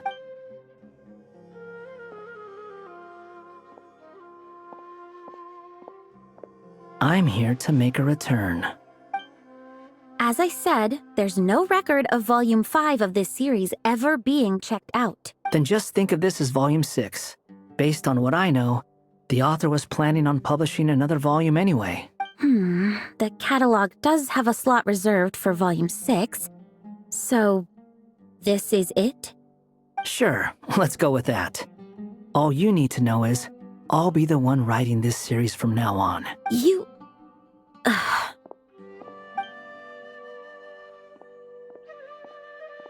are you up to this time? Remember the red tape I mentioned before? Well, I just took care of it. Now, I guess you'll be off to see your alchemist friend? It should be pretty obvious by now. He has the answers you're looking for. Well, we do have a whole bunch of things to confirm with Albedo, that's for sure. But didn't Jean say he'd be gone for quite a while? I'll join you. Just let me know when it's time to go. Hat guy? Don't sound so surprised. I'm part of this story too, aren't I? I'm just playing my role. Well, yeah. But it's not that. I just feel like you want to help, but something's holding you back. When I first realized you were being forgotten by the world, I thought it might be because you spent too much time with me. I even thought cutting our ties might be the only way to fix it. Why would you think that? It doesn't matter now. Judging from the answer this book has given us, I was probably overthinking it. Just as well, with the ley lines rejecting him like this, the people who still remember him are his only remaining connection to this place. If that last fragile tie was broken, who can say what devastation his unbound body might unleash? And to think I'm one of the people keeping you here, instrumental in helping change your fate. Can't say I saw it coming. Well, if it's good enough for Hat Guy, it's good enough for me. After all, he is about as odd as humans get. Excuse me? With some people, even if you try asking a simple question, they'll always give you a complicated answer. And the more you ask, the more complicated it gets. Truth is, Hat Guy's just that kind of guy. Whatever. All I needed was a yes or no, so we can quit it with all the back and forth. So this is the other Durin, huh? If this had been the dragon that ended up being revived in Mondstadt, there's no telling what kind of calamity that people would have had to endure. So, if you think about it like that, Durin's actually a hero. No, I'm just a little envious, that's all. Not everyone gets a chance to be a hero. Actually, most of the credit belongs to Albedo. Then again, barely anyone even remembers you at this point. So I guess there's not much left to envy. Oh, so you three still remember Durin. Looks like the memory loss hasn't spread to close friends. Yet. I guess that means my memory of you must still be complete as well. Albedo. You're finally here! Oh, boy, do we have a whole pile of questions for you! Oh, you're here too? I think I've pieced together some of what happened to him. But what's your take on things?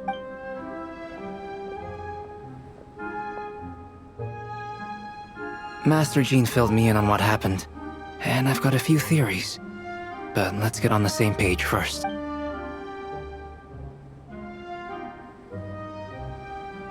Well, physically, he's doing fine. His body is holding the abyssal power at bay. And there's nothing whatsoever to indicate any risk of collapse. So, from an alchemy point of view, there's nothing wrong with him? The issue isn't so much that the abyssal power within him has gotten out of control.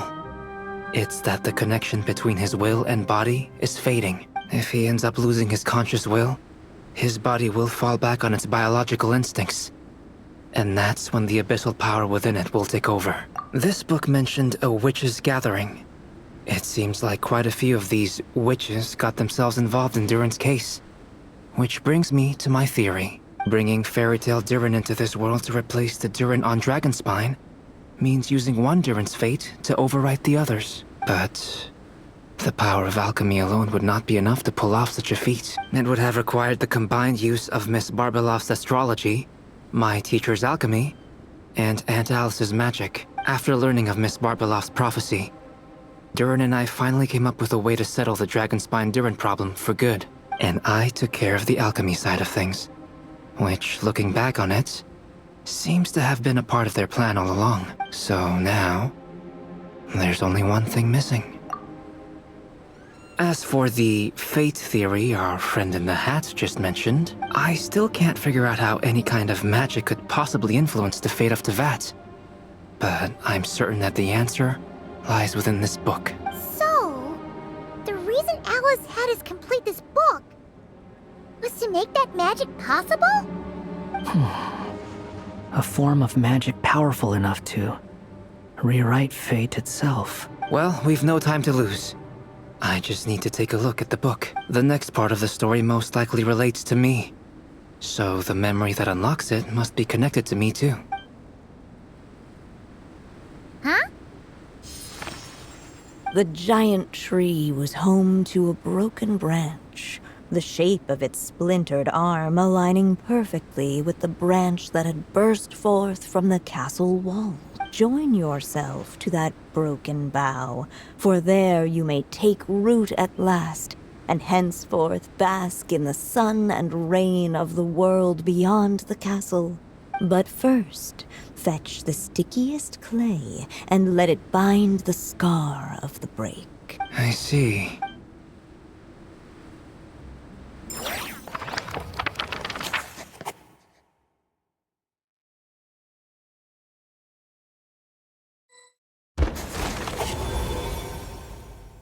Guided by the breeze, the little dragon arrived at an alchemist's workshop.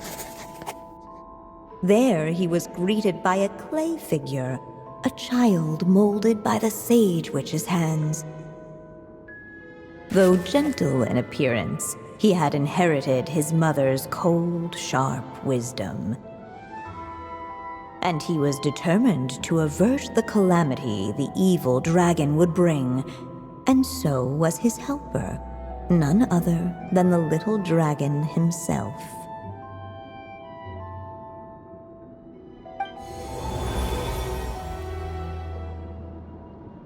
What is this place? It looks like it's modeled after an alchemist's workshop. Or rather, a cliched stereotype of one. Albedo?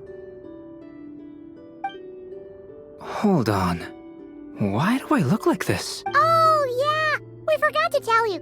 Basically, the characters in the story are reflections of how Durin sees them. At least you're still human-shaped? Well, since Cat Guy has taken on a different appearance too, that must mean the two of us are both characters in the story. But you, Paimon, and Durin haven't changed at all. You must be special figures in some way. I'd like to know more about that too. But seeing as none of them can explain it, let's just concentrate on moving the plot forward.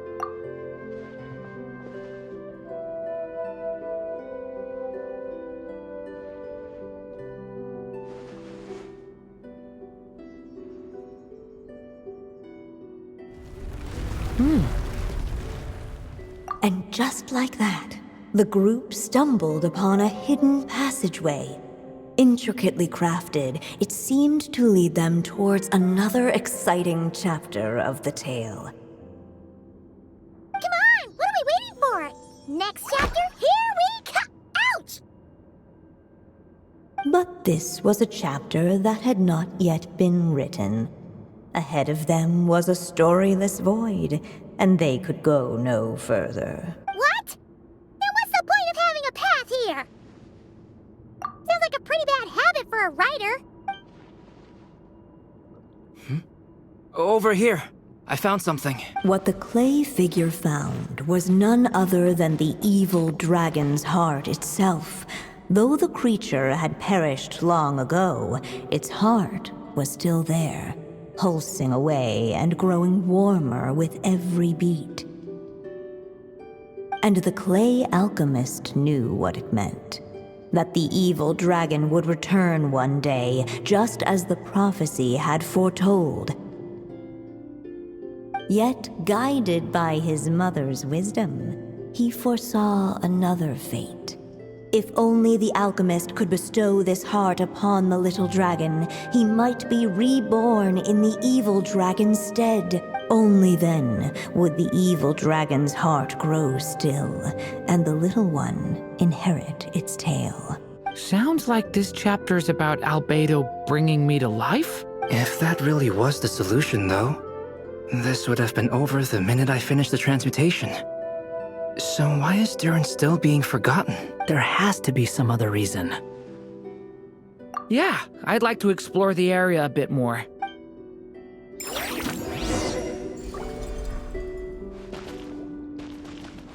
Unless the little dragon kept moving, eventually he would be forgotten.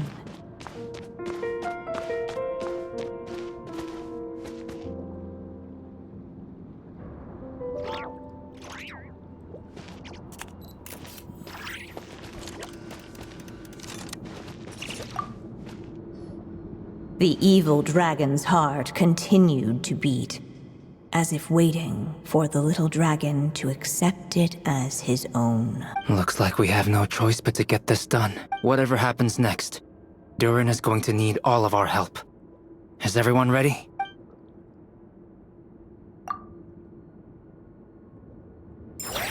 At last, the little dragon accepted the evil dragon's heart. And a new life came into being. The evil dragon's heart beat in his chest, and the little dragon's soul guided him forward. Thus did the prophecy hold true, even as fate had been rewritten. And so was the little dragon born anew.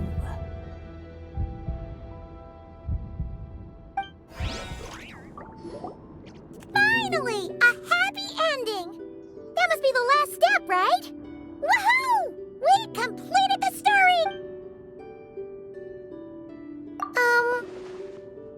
Born anew, the little dragon set off once more, his story far from over. Huh? So, that wasn't the end? What comes next might be the most crucial part of all. The real last step. If fate really is as devious as they say, then I say, show us what you've got. Wow! You're all so serious all of a sudden.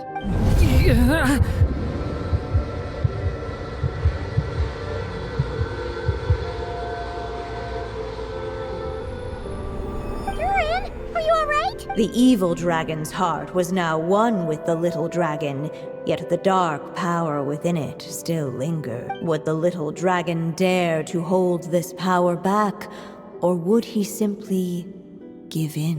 Hey! What kind of question is that? Of course he's gonna control it!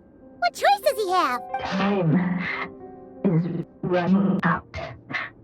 So, would the little dragon dare to hold this power back? Or would he simply give in? What's up with the narrator?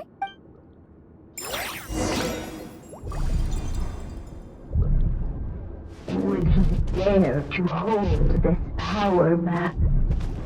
Or would he simply give in? Thunder!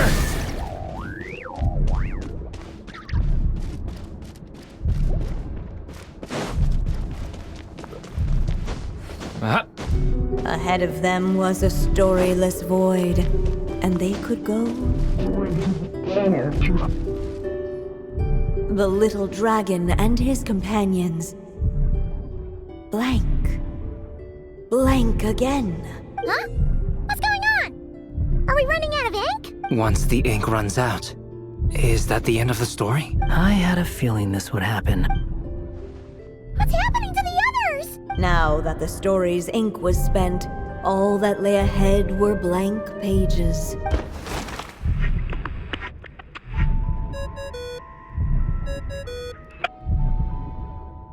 Hello, children. If you're hearing this recording, it's because you've reached a certain ending. You may have noticed that little Durin's experiences have been written into the pages of this book. Well, you should know that in the same way, its ending will also be written onto him. So be careful, because triggering a bad ending could be somewhat problematic. Let me guess, you're upset that I didn't warn you earlier? Don't worry though, I've thought it all through. I built a very special feature into this book, just for you, the witnesses of this tale. So, go ahead, see if you can turn back the pages.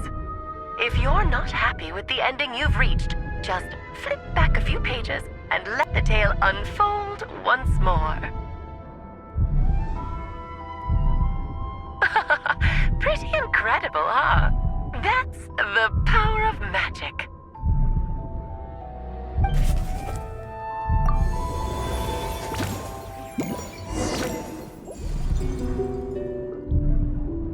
Would he dare to hold this power map?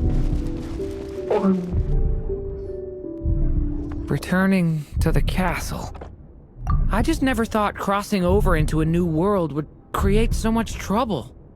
All I wanted was to make some friends. I'm starting to think I kinda miss being in Simulanka. You might look back on it with fondness, but if I were you, I wouldn't miss it. Why? Sometimes, moving on with your life comes at a cost. But that's better than going nowhere at all. You don't have to worry, Durin. No matter what problem you face, there will always be a solution. Okay. Sometimes I wish I could just go back and see it again.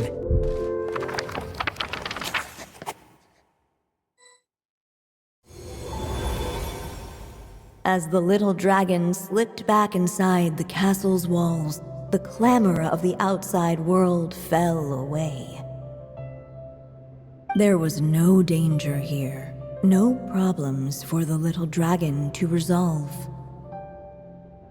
As soon as his mother finished her story, it was time for the child to drift off into the world of dreams, and so the story ended, with the little dragon fast asleep in his castle, just like he had never even hatched. What's going on? I feel so weak. Hey, what's happening? Durin, wake up! But this can't be how it ends. Durin promised to bring back everyone's memories. There's no way he'd accept an ending like this.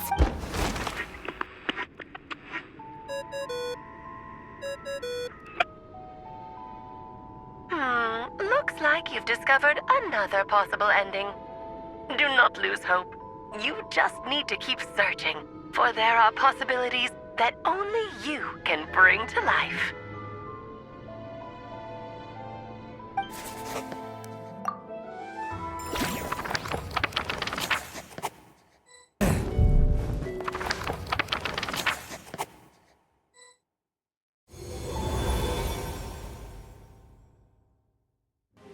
The little dragon was at an impasse, and the dark power within him surged like a tide. Unchecked, the darkness engulfed everything around it, including the little dragon's soul. The little dragon's story faded into nothingness, and in the world beyond the castle, only the evil dragon's tale endured. Is this me? And so the story ended, with the little dragon fading from sight, leaving nothing but the evil dragon's shadow in his place. Oh no! That means Durin! What do we do now?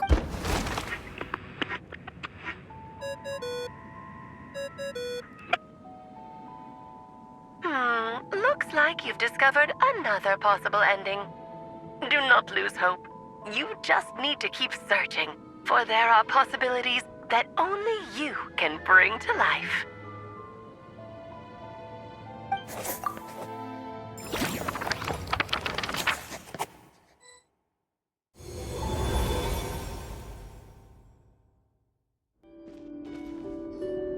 What's going on here?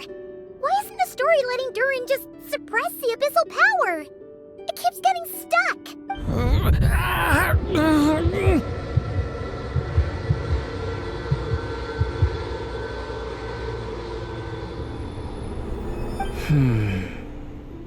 It seems the act of suppressing the power counts as an event in the story. In other words, we would need ink to write it in. So, what now? Did we use too much earlier? How are we supposed to write a happy ending with only this much left? But... Well, this is Durin's story. As long as he's alive and well, why should it end? If there really is such a direct correlation between the story and his fate, I may have a potential hypothesis. Durin was, and still is in essence, a storybook character, written into being by M. From the moment he was born, he has always dwelt within her story, and I suspect that has remained the case, even after his arrival in Tevat. Reviving Durin in the evil dragon's place was an act of grafting this Durin story onto the latter's fate. In essence, that is how his fate was rewritten. But there is a fundamental difference between a being's story and its fate. As Miss Barbeloth reminded us, the fate of every living being in Tevat has been woven into the fabric of time. Its most natural path, therefore, is to proceed along its given track. But Durin's story, on the other hand... As Durin's connection to this world wore thin, not only have people started to forget him, he started to lose control of the abyssal power within. In other words, his story can't continue, because the author's ink is drying up. That's what it seems like to me. It would seem the little dragon had made a group of fine friends indeed. Save it. The question is, are you here to help him, or stand in his way? This is as far as the story can go. What path will you choose? I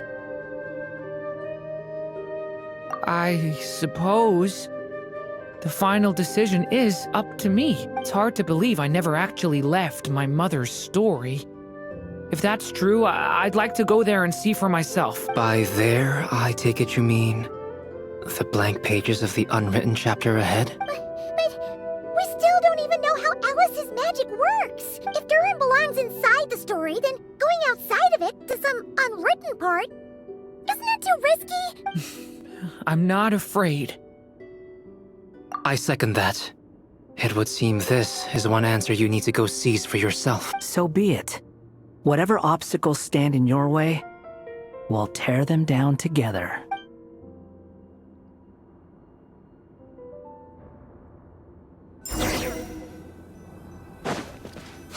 In that invisible wall, it was as if the little dragon was staring at the uncrossable edge of existence itself.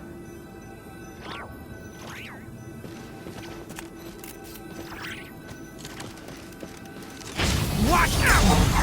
All of a sudden, it began to fracture, as if struck by some transcending blow. And all of a sudden, it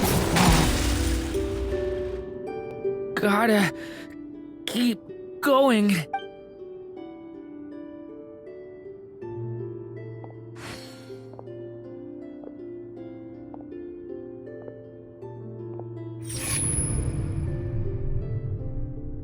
ahead lies only a stormless void. My consciousness is slipping away. Keep going, Durin. A pure soul is your essence, not an empty void. I feel so weak. Stand tall, Durin. You are not some amorphous idea. The body I made for you is flesh and bone. Am I truly alive? Yes, Durin, but you must keep going. You're as alive and real as I am. I can't feel a connection. You're not alone in this world, Durin. At the very least, you have me. I can't remember anything. Who am I? Your name is Durin, and there are many who still remember it. My name is Durin. You're taking too long. Come on, Durin, run! In this world, fate waits for no one. Wait! Where am I meant to go? What am I supposed to do? Go. Make your wish come true, Durin. My wish?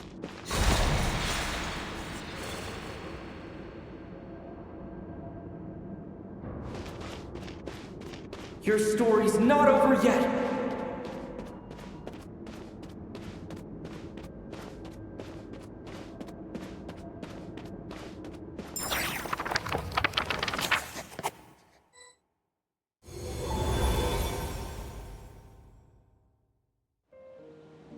Silence, huh? Have you nothing to say about my proposal? Let me get this straight. You want to graft your story onto this unfinished thread of fate, and in doing so, not only rewrite that fate, but allow the story to live on. Quite the brilliant idea. Still, the story's survival depends entirely on whether the author keeps writing. Exactly. And the moment foretold by the prophecy is still centuries away. I see. I thought my own ignorance might be the problem. That I'd asked more of the noble science of alchemy than it could ever deliver, or that I had failed to discern the heavenly signs and grasp the secret truth underlying the prophecy. Little did I imagine that time itself would prove to be the greatest hurdle of all. Well, my friend, this has been a most intriguing experiment. And from an academic perspective, at least, I don't think it was a bad proposal. Someday, the prophecy will come to pass. So remember, my friend, much like the stars themselves, there will always be something that transcends the test of time. Thank you, everyone. You've helped me so much already.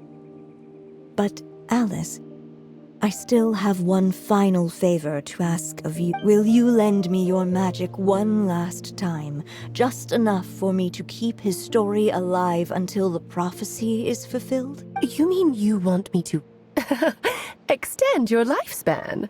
No, not in that sense.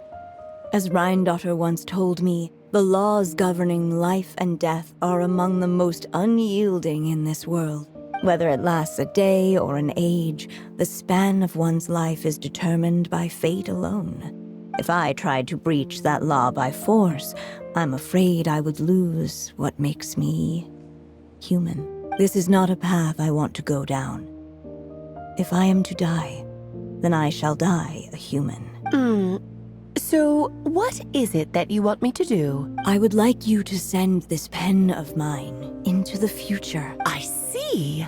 Then perhaps there really is a way I can help. I could create a kind of story magic to take over the writing once you're gone. Oh, but for it to work, you would need to provide enough of your own words for it to learn from. How much? Oh, an immense amount. So much, in fact, that you would have to spend the rest of your life writing.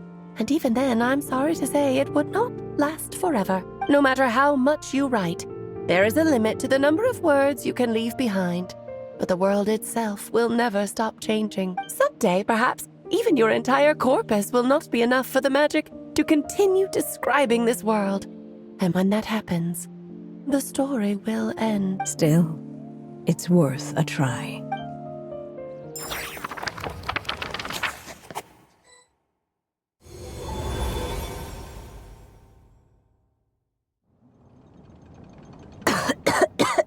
Oh, my dear Anya. Even after all this time, you're still... Look at you. You should be enjoying your old age in peace and quiet, especially now that things are finally returning to normal after that terrible calamity. Once he leaves Simulanka, things will only get more complicated. If his story is to continue, there needs to be more material for the magic to draw upon. I'll just have to skip over some of the less important details. Anya, why do you insist on sending him out of the storybook world? Why must he face his fate in Teyvat? Why not just let him remain within the story? With my magic, even fate's curse could be undone and he could live happily ever after. I suppose. In fairy tales, all it takes is a heartfelt wish. And even a wooden puppet can turn himself into a real boy and live happily ever after. That's just how fairy tales end, isn't it? But have you ever wondered what happens to the main character after the ever after? Tell me, Alice, in your eyes, what would be a writer's greatest regret? To leave a story without an ending. Not a bad answer. It's true, many writers come to consider that their greatest regret. My greatest regret is that every story I write has to come to an end in the first place. Anya. No matter how brilliantly a character shines, the moment their story ends, their potential is lost forever. For them, the story itself becomes an inescapable fate. But what if, instead, I could place my pen in their hand and let them continue the story themselves? You mean? You said it yourself. I can only leave so many words behind. Even with your magic, the idea that I could keep the story going until the prophecy comes to pass is wishful thinking at best. But I've found a way to use your magic to transform some of my finished stories into a special kind of ink. This ink is a magical medium he can use to complete the story the way he wants to. For what is storytelling but another kind of magic? And if he can experience the whole tale himself while leaving behind his own wishes and aspirations, even once he reaches the chapter where I stopped, he'll still be able to carry the story forward on his own. And so, by leaving him this ink, I can entrust him with the responsibility of writing his own story. A character with the power to write their own story. That way, he'll finally be free from the cage that is my pen. And like anyone else living in the real world, he can go on to create a life of his own. And you no longer need to worry about the constraints of my magic. What a brilliant idea, Anya.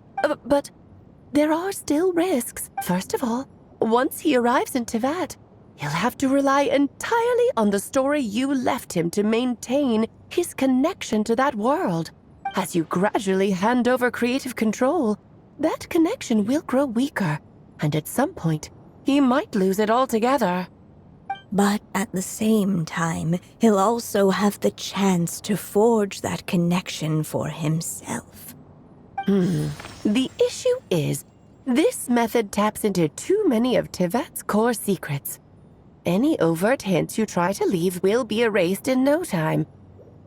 In fact, it'd be hard for you to leave anything at all to guide them.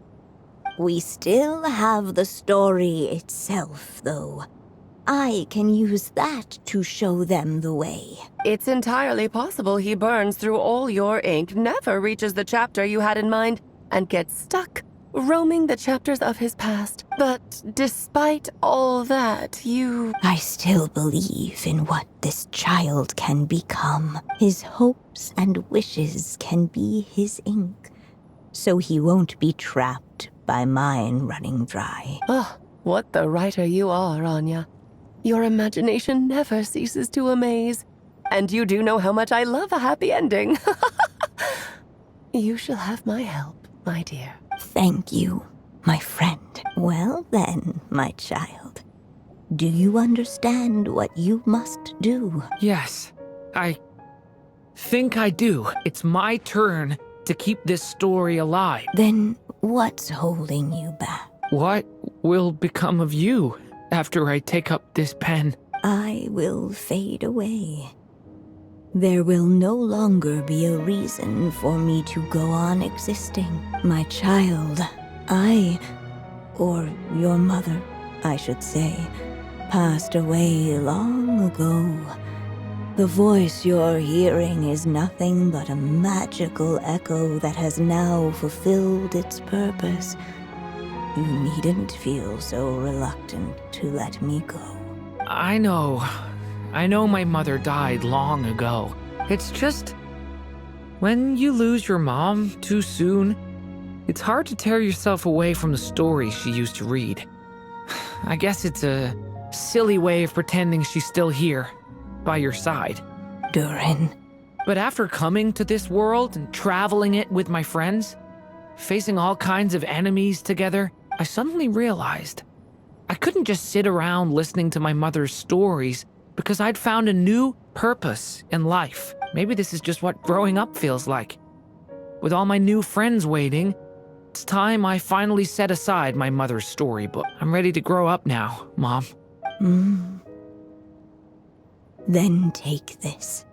A gift I should have given you a long time ago. You've witnessed this story from the very beginning. Made your wishes, offered your blessings, and even wrote your choices into its pages. From here on out, this pen is yours. Now I ask of you, the other pillar of this story, as both its reader and its witness, will you turn the page so the next chapter can begin?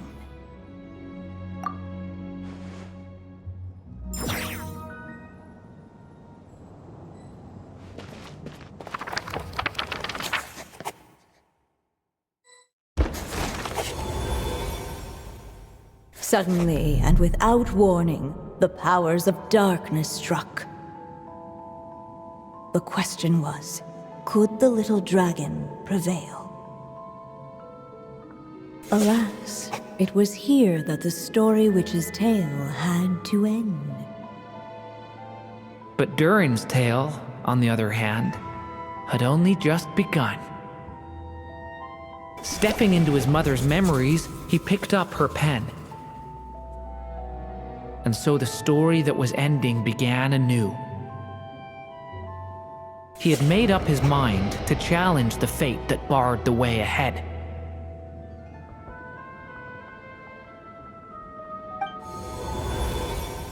Looks like this is the final step. A chance to strike back at fate? Now that's not something that comes knocking every day.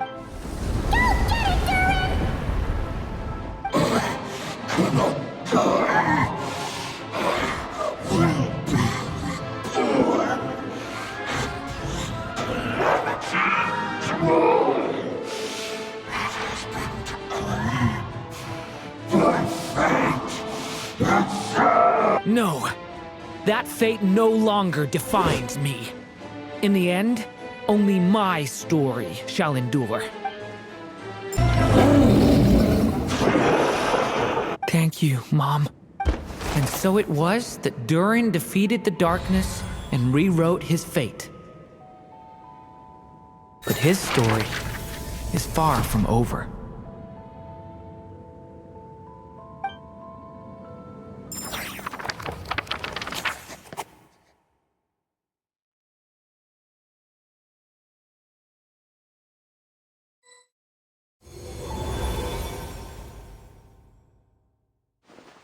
Is everyone okay? We're fine, thanks. And hey, we all saw how you fought back there. That was awesome! I have to admit, I do feel like something in me has changed. I owe you all so much. Without your help, I don't know if I could have ever made it this far. Just a shame I could only help out from the sidelines. Like I said before, it's not every day that you get to put fate in its place. Well, I'm sure you'll hear it someday. Hear what? The chance to strike back at fate knocking at your door.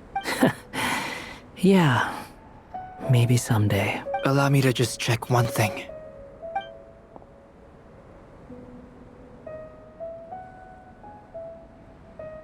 Yes. The abyssal power within you has stabilized again.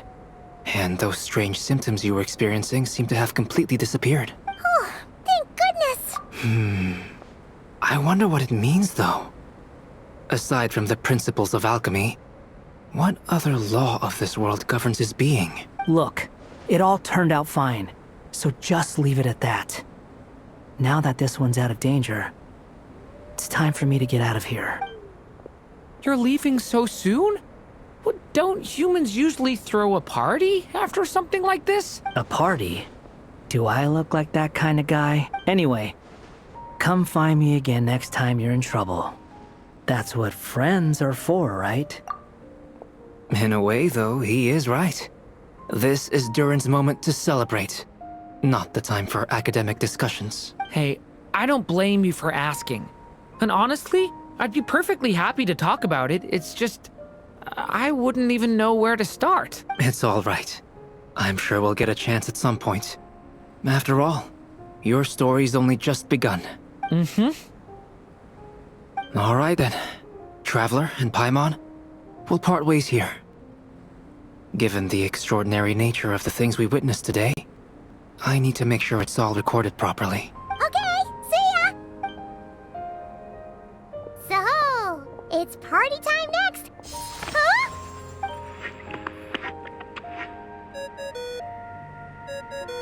Congratulations on completing your mission.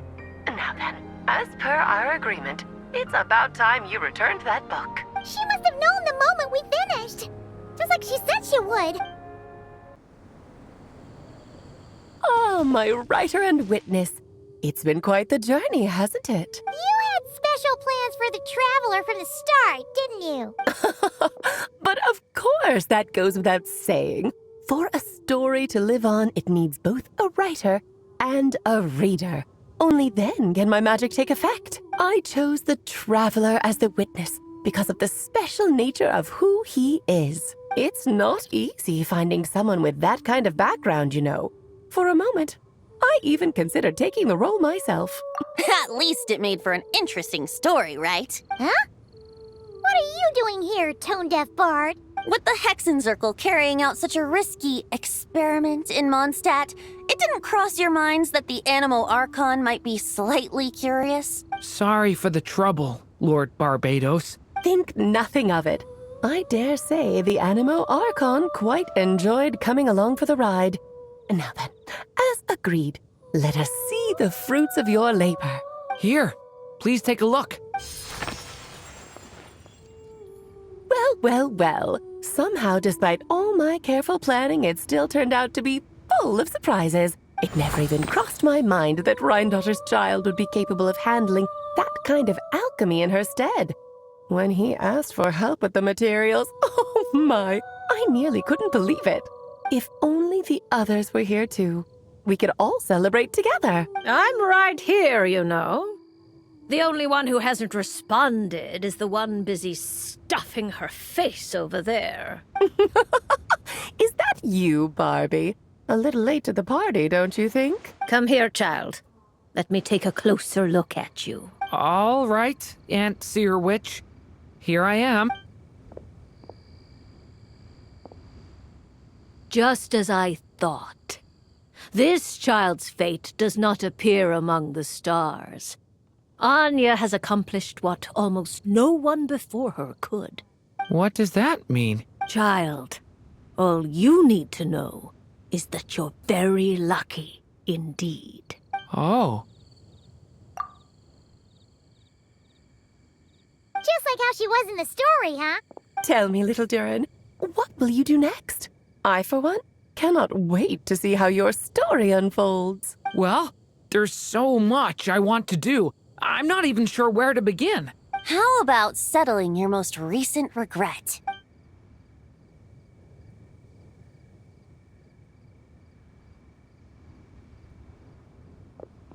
Not so fast, Tone-Deaf Bard.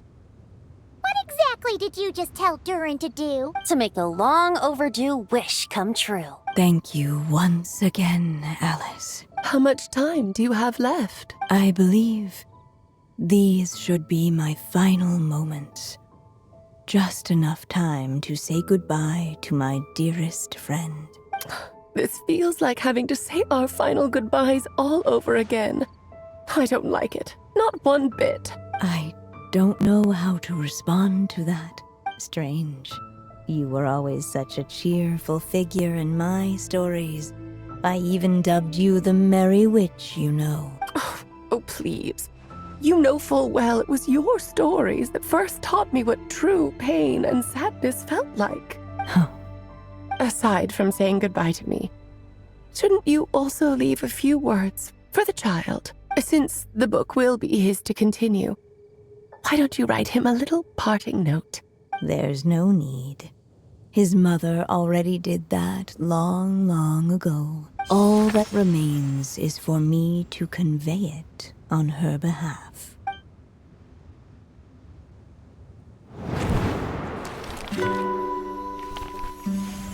My child, these may be the last words I get to leave you.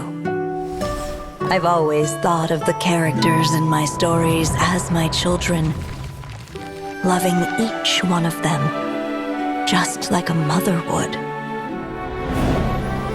But you are the most extraordinary of them all. You alone can defy the fate of this world and write the perfect ending to my story. You alone shall leave these pages for a future I will not see. Still I say to you, fly, my sweet child. Just like a forest breeze yearns for the open sky, head into the unknown and seek an adventure to call your own. If you meet a dragon bright as 1,000 jewels, dance through the air together. You are not alone, for this world has accepted your place in it. Do not lose heart. You still have many wishes left to fulfill.